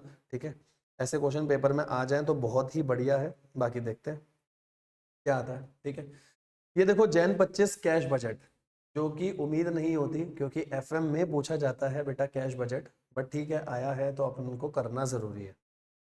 आओ जी, following information relate to Anu limited, AI enabled toy manufacturing company, selling price of a toy is 3000, selling price दिया है 3000, sales are made on a credit and invoice on the last day of the month, invoice है last day पर आपका। ठीक है, उससे कोई दिक्कत नहीं है, सारी सेल क्रेडिट पर है, सेलिंग प्राइस दे रखा है। ठीक है, वेरिएबल कॉस्ट दे रखी है, वेरिएबल कॉस्ट में मटेरियल, लेबर और ओवरहेड दे दिया, बाकी हर तरफ की सेल आपको दे दी है। कस्टमर जो है वो 50% पैसा देगा 1 महीने बाद, मतलब नवंबर का 50% पैसा दिसंबर में मिलेगा, है ना, और उसके बाद लिखा है बाकी 50% मिलेगा 2 month after sale. 2 month after sale का मतलब नवंबर का पैसा जनवरी में आकर के मिलेगा। ठीक है, मतलब किसी भी महीने के जो सेल का पैसा आया, क्योंकि सारी सेल क्रेडिट पे है, तो मान लो जनवरी का जो पैसा आया 50% फेब में मिलेगा, 50% मार्च में मिलेगा, बाकी घबराना मत, नॉर्मल पॉइंट है। द कंपनी, आगे क्या लिखा है, the company produces the toy 2 month before they are sold, तो जब वो बिक रहे हैं उससे 2 महीने पहले आप बना रहे हो, और क्रेडिटर को पेमेंट 2 महीने बाद कर रहे हो प्रोडक्शन की। ये तो नॉर्मल पॉइंट हो गया ना प्रोडक्शन का। एक बात बताओ, जो भी जनवरी में सेल होगा वो बना होगा नवंबर में 2 महीने पहले, और उसको पेमेंट में जनवरी में ही कर रहा हूँ, क्योंकि जनवरी में जो भी मेरे को सेल करना है वो बनाया नवंबर में, और नवंबर में जो भी बनाया, जो प्रोडक्शन हुई, उसको बेचूंगा तो आगे जनवरी में, 2 महीने बाद ही लिखा। ठीक है, नॉर्मल क्वेश्चन है।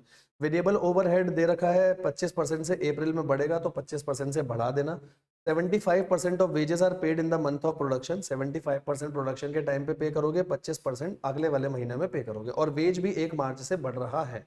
कितने से बढ़ रहा है, ये भी 25% से, तो एक खर्चा अप्रैल में बढ़ रहा है, एक मार्च में बढ़ रहा है, ध्यान रखना। ठीक है, कंपनी नीड फंड, कंपनी को फंड चाहिए, और इसके लिए वो अपनी एक प्रॉपर्टी बेच रही है 20 लाख की, और ये प्रॉपर्टी जून में बिक रही है, तो जून में पैसा आएगा 20 लाख, और एक आप नई मशीनरी खरीदोगे 5 लाख जून में। डेप्रीसिएशन से कोई लेना देना नहीं है, कैश बजट में कहीं कोई डेप्रीसिएशन का काम नहीं होगा। एक्स है 1 लाख का, जो आपको मार्च में पे करना है, पे कर देंगे, और 31 दिसंबर को 50,000 रुपये हैं आपके पास, तो जनवरी का ओपनिंग यही बनेगा। तो जनवरी से जून तक का आपको क्वेश्चन करना है। पहले बजट दिखाता हूँ, पहले नॉर्मल चीज़ें बताता हूँ। ये देखो, यहाँ तक तो सही है सब कुछ।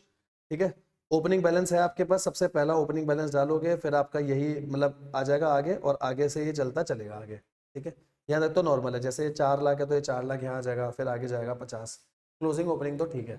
जो नॉर्मल चीज़ें जैसे फ्री होल्ड प्रॉपर्टी सिर्फ जून में आएगा, कोई दिक्कत नहीं है ना, और मशीन यहाँ पर आएगा सीधा 5 लाख। टैक्स भी है, मतलब टैक्स आ गया और एक मशीन आ गई है ना, ऐसा कुछ है ना, नहीं ये रहा, एक जगह आ गया आपका, ये क्या है मशीन, और एक जगह आ गया टैक्स, यहाँ तक तो सही है। अब अपने को बात करनी है सेल्स की, तो देखो सेल्स बहुत आसान है, पहले पूरी पूरी सेल्स निकाल लो, क्योंकि आपको सेलिंग प्राइस दे रखा है।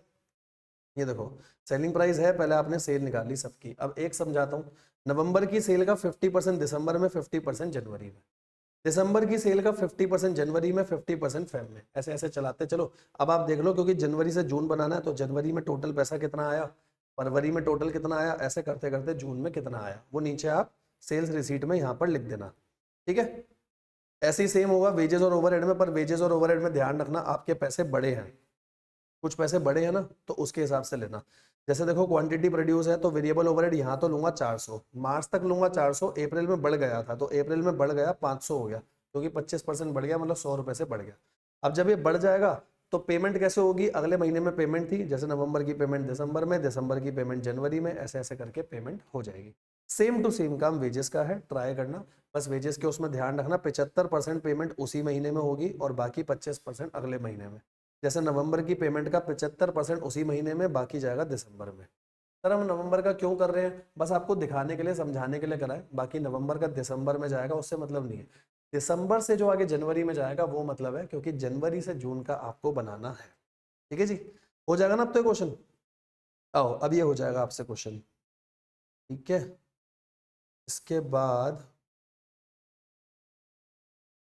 ये वाला क्वेश्चन मैं अभी दिखाऊंगा आपको, मतलब कराऊंगा अभी, आरटीपी में 25 बढ़िया क्वेश्चन है, ये सबसे लास्ट में करेंगे। आओ पहले बाकी चीजें अपन निपटा देते हैं। आरटीपी में 25 का क्वेश्चन अभी करा दूंगा। ठीक है, ये डिट्टो सेम क्वेश्चन है, अगर आपको ध्यान हो हमने एक क्वेश्चन करा था ऊपर जिसमें 3 रॉ मटेरियल लगे थे, एक लगा था एक्स, एक वाई, एक एम्प्टी बैग लगा था, याद है, एम्प्टी बैग लगा था, जिसमें मैं बोल रहा था एम्प्टी बैग की क्वांटिटी नहीं है तो सेम लगेगी। ये डिट्टो सेम वैसा क्वेश्चन है, आप ट्राई करना, हो जाएगा। बिल्कुल सिंपल है, नहीं करोगे तो भी चलेगा, और कर लोगे तो अच्छी बात है, 8 मार्क्स का पूछा हुआ है क्वेश्चन। ठीक है, ये आया कैश बजट का लास्ट क्वेश्चन है अपना, क्योंकि ये था आपका, मैं वैसे बता देता हूँ आपको, ये एम टी पी मे 25 सीरीज 2 है। इसके बाद तो बस मे 25 का आपका क्वेश्चन पेपर है, और क्वेश्चन पेपर का दोनों क्वेश्चन मैंने आपको बता दिए मे 25 में। एक तो जो इसका स्कैनर का सबसे पहला क्वेश्चन डिस्कस करा था वो आया था केस बेस्ड सिनेरियो में, और एक क्वेश्चन जो मैंने अभी आपको बोला था या तो मई में था या जनवरी 25 में आया था, वो जू वाला क्वेश्चन जिसमें आपने ब्रेक इवन निकाला था। ठीक है, तो 2 क्वेश्चन बचे हैं और इनको भी खत्म करते हैं। पहले ये वाला क्वेश्चन देख लेते हैं क्या है, देखो। Brick and cement private limited is a building supply company offering a wide range of material like brick, cement, aggregate to both trade professional and private customer. The company focuses on providing high quality product and reliable services for all type of construction project. ठीक है, आगे क्या लिखा है, the management provide the following budgeted data for each of the 6 month, 6 महीने का data है। अब डेटा ध्यान से सुनना, क्रेडिट सेल के साथ साथ कैश सेल भी है, तो कैश सेल तो जिसकी जो महीने में है वो हो जाएगी। क्रेडिट परचेज दिया, अदर ऑपरेटिंग कॉस्ट दिया, डेप्रिसिएशन को हटा करके। नीचे देखो क्या लिखा है, सेल कैसे आएगी आपके पास, जैसे आपने अप्रैल में कोई सेल करी, मान लो 10 लाख की सेल करी, तो मई में पैसा मिलेगा 80% यानी 8 लाख। ठीक है, इसके बाद अगले जून में 2 महीने बाद पैसा मिलेगा 1 लाख, कितने हो गए, 9 लाख हो गए। मई जून हो गया, अब जुलाई में पैसा मिलेगा इसका 8%, कितना हो गया, 80,000। और बाकी का जो होगा आपका 2% वो खराब हो गया, 2% जो है वो बैड डेट हो गया, वो तो पैसा आएगा ही नहीं। मतलब क्रेडिट सेल जो करोगे, कैश सेल की बात नहीं कर रहा, वो तो ठीक है, क्रेडिट सेल जो करोगे उसका पैसा 3 महीनों में आएगा और बाकी का 2% खराब होगा। सेम ऐसे क्रेडिट परचेज। भाई बताओ कितना अच्छा क्वेश्चन है, साफ साफ सब कुछ लिख के दे दिया। इसके अलावा all remaining operational cost, overhead, utility जो भी are paid in the month they are income, तो जिस महीने में हुआ खर्चा उस महीने में दे देंगे सीधा, ताकि सारे खर्चे बिना किसी डिले के होते चलें। और नीचे क्या लिखा है, during the month of July company had also place an order for 4 pallet jacks will cost 225 each. 225 के हिसाब से खर्चा हुआ जुलाई में, 4 है, 225 एक का है, 4 है, तो 225 इंटू 4 वो खर्चा भी आप ले लेना। और आगे देखा है, payment of which is divided into 4 equal instalment following the month of purchase. मतलब ये जुलाई में खर्चा हुआ है तो 225 इंटू 4 कर लो, ये जितना खर्चा आएगा 225 इंटू 4 के तो 9 लाख हो गया शायद, 9 लाख का खर्चा आया, फिर इसकी कितनी इंस्टॉलमेंट करनी है, 4 ही इंस्टॉलमेंट करनी है, तो 225 आएगा। तो देना कब से चालू करोगे, जुलाई के बाद, अगस्त सितंबर अक्टूबर नवंबर ऐसे दोगे। कैश बैलेंस आपको 135 दे रखा है। बाकी तो क्वेश्चन ये नॉर्मल है, आप कर लोगे आराम से, ठीक है, इसमें कोई दिक्कत नहीं आएगी। अब जैसे पैलेट जेट है तो जुलाई में नहीं जाएगा, अगस्त में जाएगा और सितंबर में जाएगा, अक्टूबर नवंबर हम बना ही रहे, तो बिल्कुल नॉर्मल क्वेश्चन है, करके देखोगे आपसे ये क्वेश्चन भी हो जाएगा, ठीक है। अब अपना एक क्वेश्चन और बचा है, इसको अपन खत्म करेंगे। कहाँ गया वो, जो मैं आपको कह रहा था बढ़िया क्वेश्चन है, वो और करेंगे ये रहा, और इसके बाद आपका बजट पूरा खत्म हो जाएगा, ठीक है। चलो जी आओ, अब अपन इसको खत्म करते हैं, अपना एक क्वेश्चन और बचा है और इसको अपन खत्म कर देते हैं पूरा का पूरा, ठीक है। आओ जी, देखो ये क्वेश्चन बहुत बढ़िया क्वेश्चन है बेटा, ध्यान से देखना, एक दो पॉइंट इसमें अच्छे हैं, और ये क्वेश्चन आगे सितंबर और जनवरी कभी भी पूछा जा सकता है, वेरी इंपॉर्टेंट। देखो जी, the budget for activity and cost of PQ R limited for the first 3 quarters, पहले 3 क्वार्टर का डाटा दे रखा है। सबसे पहले बोला क्वार्टर 1, क्वार्टर 2, क्वार्टर 3। क्वार्टर 1 में बोले पहले 3 महीने, फिर 4 से 6, क्वार्टर 3 में बोले इतने महीने हैं, ठीक है। तो सेल्स का डाटा है, प्रोडक्शन इन यूनिट्स का डाटा है, प्रोडक्शन करी 10,000, 20,000, 15,000, ठीक है। डायरेक्ट मटेरियल है ए और बी इतना, लेबर दे रखा है, ये सारे खर्चे 1000 में दे रखे हैं, ऊपर है मैन्युफैक्चरिंग ओवरहेड डेप्रिसिएशन को छोड़ के, बाकी डेप्रिसिएशन तीनों में सेम है तो फिक्स होगा। एडमिन एक्सपेंस दे रखा है और सेलिंग डिस्ट्रीब्यूशन दिया हुआ है, ठीक है। आओ, the figure show above represent the cost structure, fixed element of any cost is completely independent of activity level, fix same रहेगा, ये तो हमें पता है sir. Any variable element of each cost display a linear relationship with activity level, linear का मतलब होता है यूनिटरी मेथड या पर यूनिट सेम से बढ़ेगा, लेकिन आगे पढ़ो, except that variable labour cost become 50% higher for activity in excess of 19,000 unit per quarter due to necessary for over time working. क्या बोला है, जब भी लेबर कॉस्ट में ध्यान रखना, जब भी 19,000 यूनिट से ज्यादा बनेंगे, है ना, उसने लिखा ना इन एक्सेस ऑफ 19,000, जब 19,000 से ज्यादा बनेंगे तो ओवर टाइम का खर्चा आएगा, इस वजह से लेबर कॉस्ट 50% से बढ़ सकती है, ठीक है, जब 19,000 से ज्यादा बनेंगे, ये ध्यान रखना, ठीक है। आगे बढ़ो, अब जैसे देखो क्वार्टर 2 में 19,000 से ज्यादा बन रहे हैं। The variable element of selling distribution is the function of sales, मतलब जो सेलिंग डिस्ट्रीब्यूशन है, जब आप वेरिएबल कॉस्ट को अलग करते हो और फिक्स को अलग करते हो, सेमी वेरिएबल में से आप दोनों को अलग अलग करते हो ना, तो बेटा जब आप सेमी वेरिएबल में से फिक्स को अलग करोगे, वेरिएबल को अलग करोगे, तो डिवाइड बाय यूनिट्स होता है, तो जो सेलिंग डिस्ट्रीब्यूशन है उसमें सेल्स के यूनिट लेना और बाकी हर जगह प्रोडक्शन के यूनिट लेना, ऐसा बोल रहा है, ठीक है। क्वार्टर 4 के ऊपर आपको बनाना है, क्वार्टर 4 में बोला जितने सेल्स लेवल होगा उतना ही प्रोडक्शन रखोगे आप, तो प्रोडक्शन सेल दोनों 15 से 21,000 के बीच में कुछ भी हो सकता है, 15 से 21, लेकिन ध्यान रखना 19 से ज्यादा कभी हुआ तो ओवर टाइम का खर्चा आएगा, मोस्ट लाइकली है 18,000, तो हम तो 18,000 के हिसाब से करेंगे। बहुत बहुत धन्यवाद प्रभु, 18,000 के हिसाब से कर रहे हो, ओवर टाइम नहीं आएगा। In month 9 it will be possible to accurately estimate की क्या होगा, ठीक है, हम तो 18,000 मानेंगे क्योंकि मोस्ट लाइकली वही है, ठीक है। कह रहा कॉस्ट स्ट्रक्चर पूरा सेम है, लेकिन ध्यान रखना क्वार्टर 4 में आपका लेबर कॉस्ट 12.5% से बढ़ जाएगा, बढ़ा देंगे। वेरिएबल लेबर, ये वाला पॉइंट और अच्छा है बेटा, इस पॉइंट को पढ़ो, देखो क्या कह रहा है, ध्यान से समझना। वेरिएबल लेबर इनपुट पर यूनिट ऑफ आउटपुट, मतलब आउटपुट की एक यूनिट को बनाने के लिए पहले जो लेबर का इनपुट लग रहा था अब वो डिक्रीज हो जाएगा, तो ये तो अच्छी बात है ना। पहले आउटपुट को लगाने के, आउटपुट बनाने के लिए अगर लेबर के 10 रुपए लग रहे थे, अब कम हो जाएंगे, मतलब हमारी एफिशिएंसी बढ़ गई। ऐसा क्यों हो रहा है, क्योंकि हम लर्निंग कर्व का इफेक्ट कर रहे हैं। सर क्या होता है लर्निंग कर्व, बेटा आज मैं आपको एक काम दे रहा हूँ करने को, आपको 10 घंटे लग रहे हैं, कल आप उसे सीख गए, परसों सीख गए, तो 10 घंटे का काम 9 घंटे में होगा, कभी 8.5 घंटे में होगा, तो फायदा मिलेगा ना आपको। इसीलिए आउटपुट का एक यूनिट बनाने के लिए लेबर जो है वो कम होता जाएगा, ठीक है सर, बिल्कुल। Such that 80% of previous labour input पर unit of output will be required, मतलब ऐसे मान लो अगर पहले 10 रुपए लग रहा था तो अब 8 रुपए लगेगी लेबर, आपकी लेबर कम हो गई, अच्छा पॉइंट है। The threshold for over time working remain at 19,000 unit per quarter, मतलब ओवर टाइम तो 19,000 यूनिट के बाद होगा जो हमारे में नहीं है। फिक्स फैक्ट्री और fix element of selling distribution, हमेशा फिक्स को 20% से बढ़ा देना, जहां जहां फिक्स है वेरिएबल सेम रहेगा। अब आपको बजट बना के देना है, सबसे अच्छा पॉइंट है लेबर वाला, वो ध्यान से सुनो, बजट तो आप बना लोगे। देखो सबसे पहले मटेरियल का खर्चा क्वेश्चन में दे रखा है 60,000, 50,000, सबसे पहले क्वार्टर का डिवाइड कर दो 10,000 से, देखो दिखा देता हूँ आपको, दो मटेरियल है, खर्चा देख लो कहाँ गया क्वेश्चन, ये रहा। देखो सबसे पहले खर्चा मटेरियल ए बी 60,000 और 50,000, प्रोडक्शन करी 10 की तो पर यूनिट आ जाएगा, पर यूनिट आ गया तो 18,000 के हिसाब से ये आ जाएगा आपका, कोई बड़ी बात नहीं है, ठीक है। अब लेबर ध्यान से सुनना, सबसे पहले क्वार्टर 1 और क्वार्टर 3 के हिसाब से आपने निकाला, क्योंकि ऐसे ही देखते हैं अपन, चेंज इन टोटल कॉस्ट, नीचे चेंज इन क्वांटिटी, प्रोडक्शन वाली क्वांटिटी, और आपने वेरिएबल अलग निकाला, वेरिएबल आ गया 10 रुपए, जैसा मैं बार बार एग्जांपल ले रहा था। फिक्स है 80,000, कोई प्रॉब्लम नहीं है। अब आप ध्यान से देखना, जब क्वार्टर 2 था, क्योंकि क्वार्टर 2 में पहले ओवर टाइम पता चलेगा, क्वार्टर 2 में जब आपने 20,000 यूनिट बनाए थे, मतलब 19,000 से ज्यादा बनाए थे, क्योंकि प्रोडक्शन 20 की हुई थी, ठीक है। तो वेरिएबल कितना होगा, वेरिएबल आ गया 10 रुपए के हिसाब से, ठीक है सर, बिल्कुल। फिक्स कितना हो गया, फिक्स हो गया हमारा 80,000, ये देखो फिक्स अभी निकाला था 80। तो इन दोनों को जोड़ा, लेकिन सेकंड क्वार्टर में जो टोटल आ रहा है वो तो 285 आ रहा है, मतलब बाकी का ओवर टाइम होगा, जो कि 50% था, भी सही बोला था ना, 10 का है तो 50% लेना। और कितने यूनिट्स पे आएगा, 19,000 के ऊपर के यूनिट्स पे, मतलब 1000 पे, ठीक है, हमने करके रखा ताकि अब क्वार्टर 4 आपको समझ आए। क्वार्टर 4 ध्यान से देखना, 18,000 यूनिट है तो इसमें ओवर टाइम तो कुछ नहीं आएगा, ठीक है।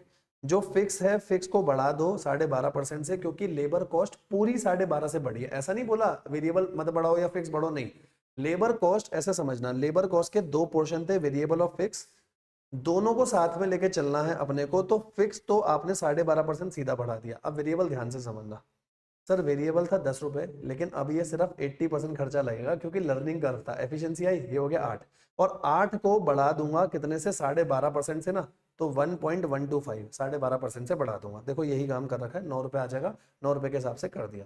बाकी क्वेश्चन में कोई दिक्कत नहीं है, बाकी क्वेश्चन आसान है, ठीक है। जैसे मैन्युफैक्चरिंग ओवरहेड अलग अलग कर लो, वेरिएबल फिक्स, फिक्स को बोला था 20% बढ़ाना, वेरिएबल को मत बढ़ाना। सेम जब आप सेलिंग का करोगे तो सेलिंग में यूनिट्स बस सेल के लेना, क्योंकि क्वेश्चन में लिखा था सेलिंग डिस्ट्रीब्यूशन को सेल पे लेना, बाकी सबको प्रोडक्शन पे। यहाँ पे भी फिक्स को 20% से बढ़ा देना, और बाकी आपका आ जाएगा अगला वाला पार्ट, वेरिएबल, ठीक है।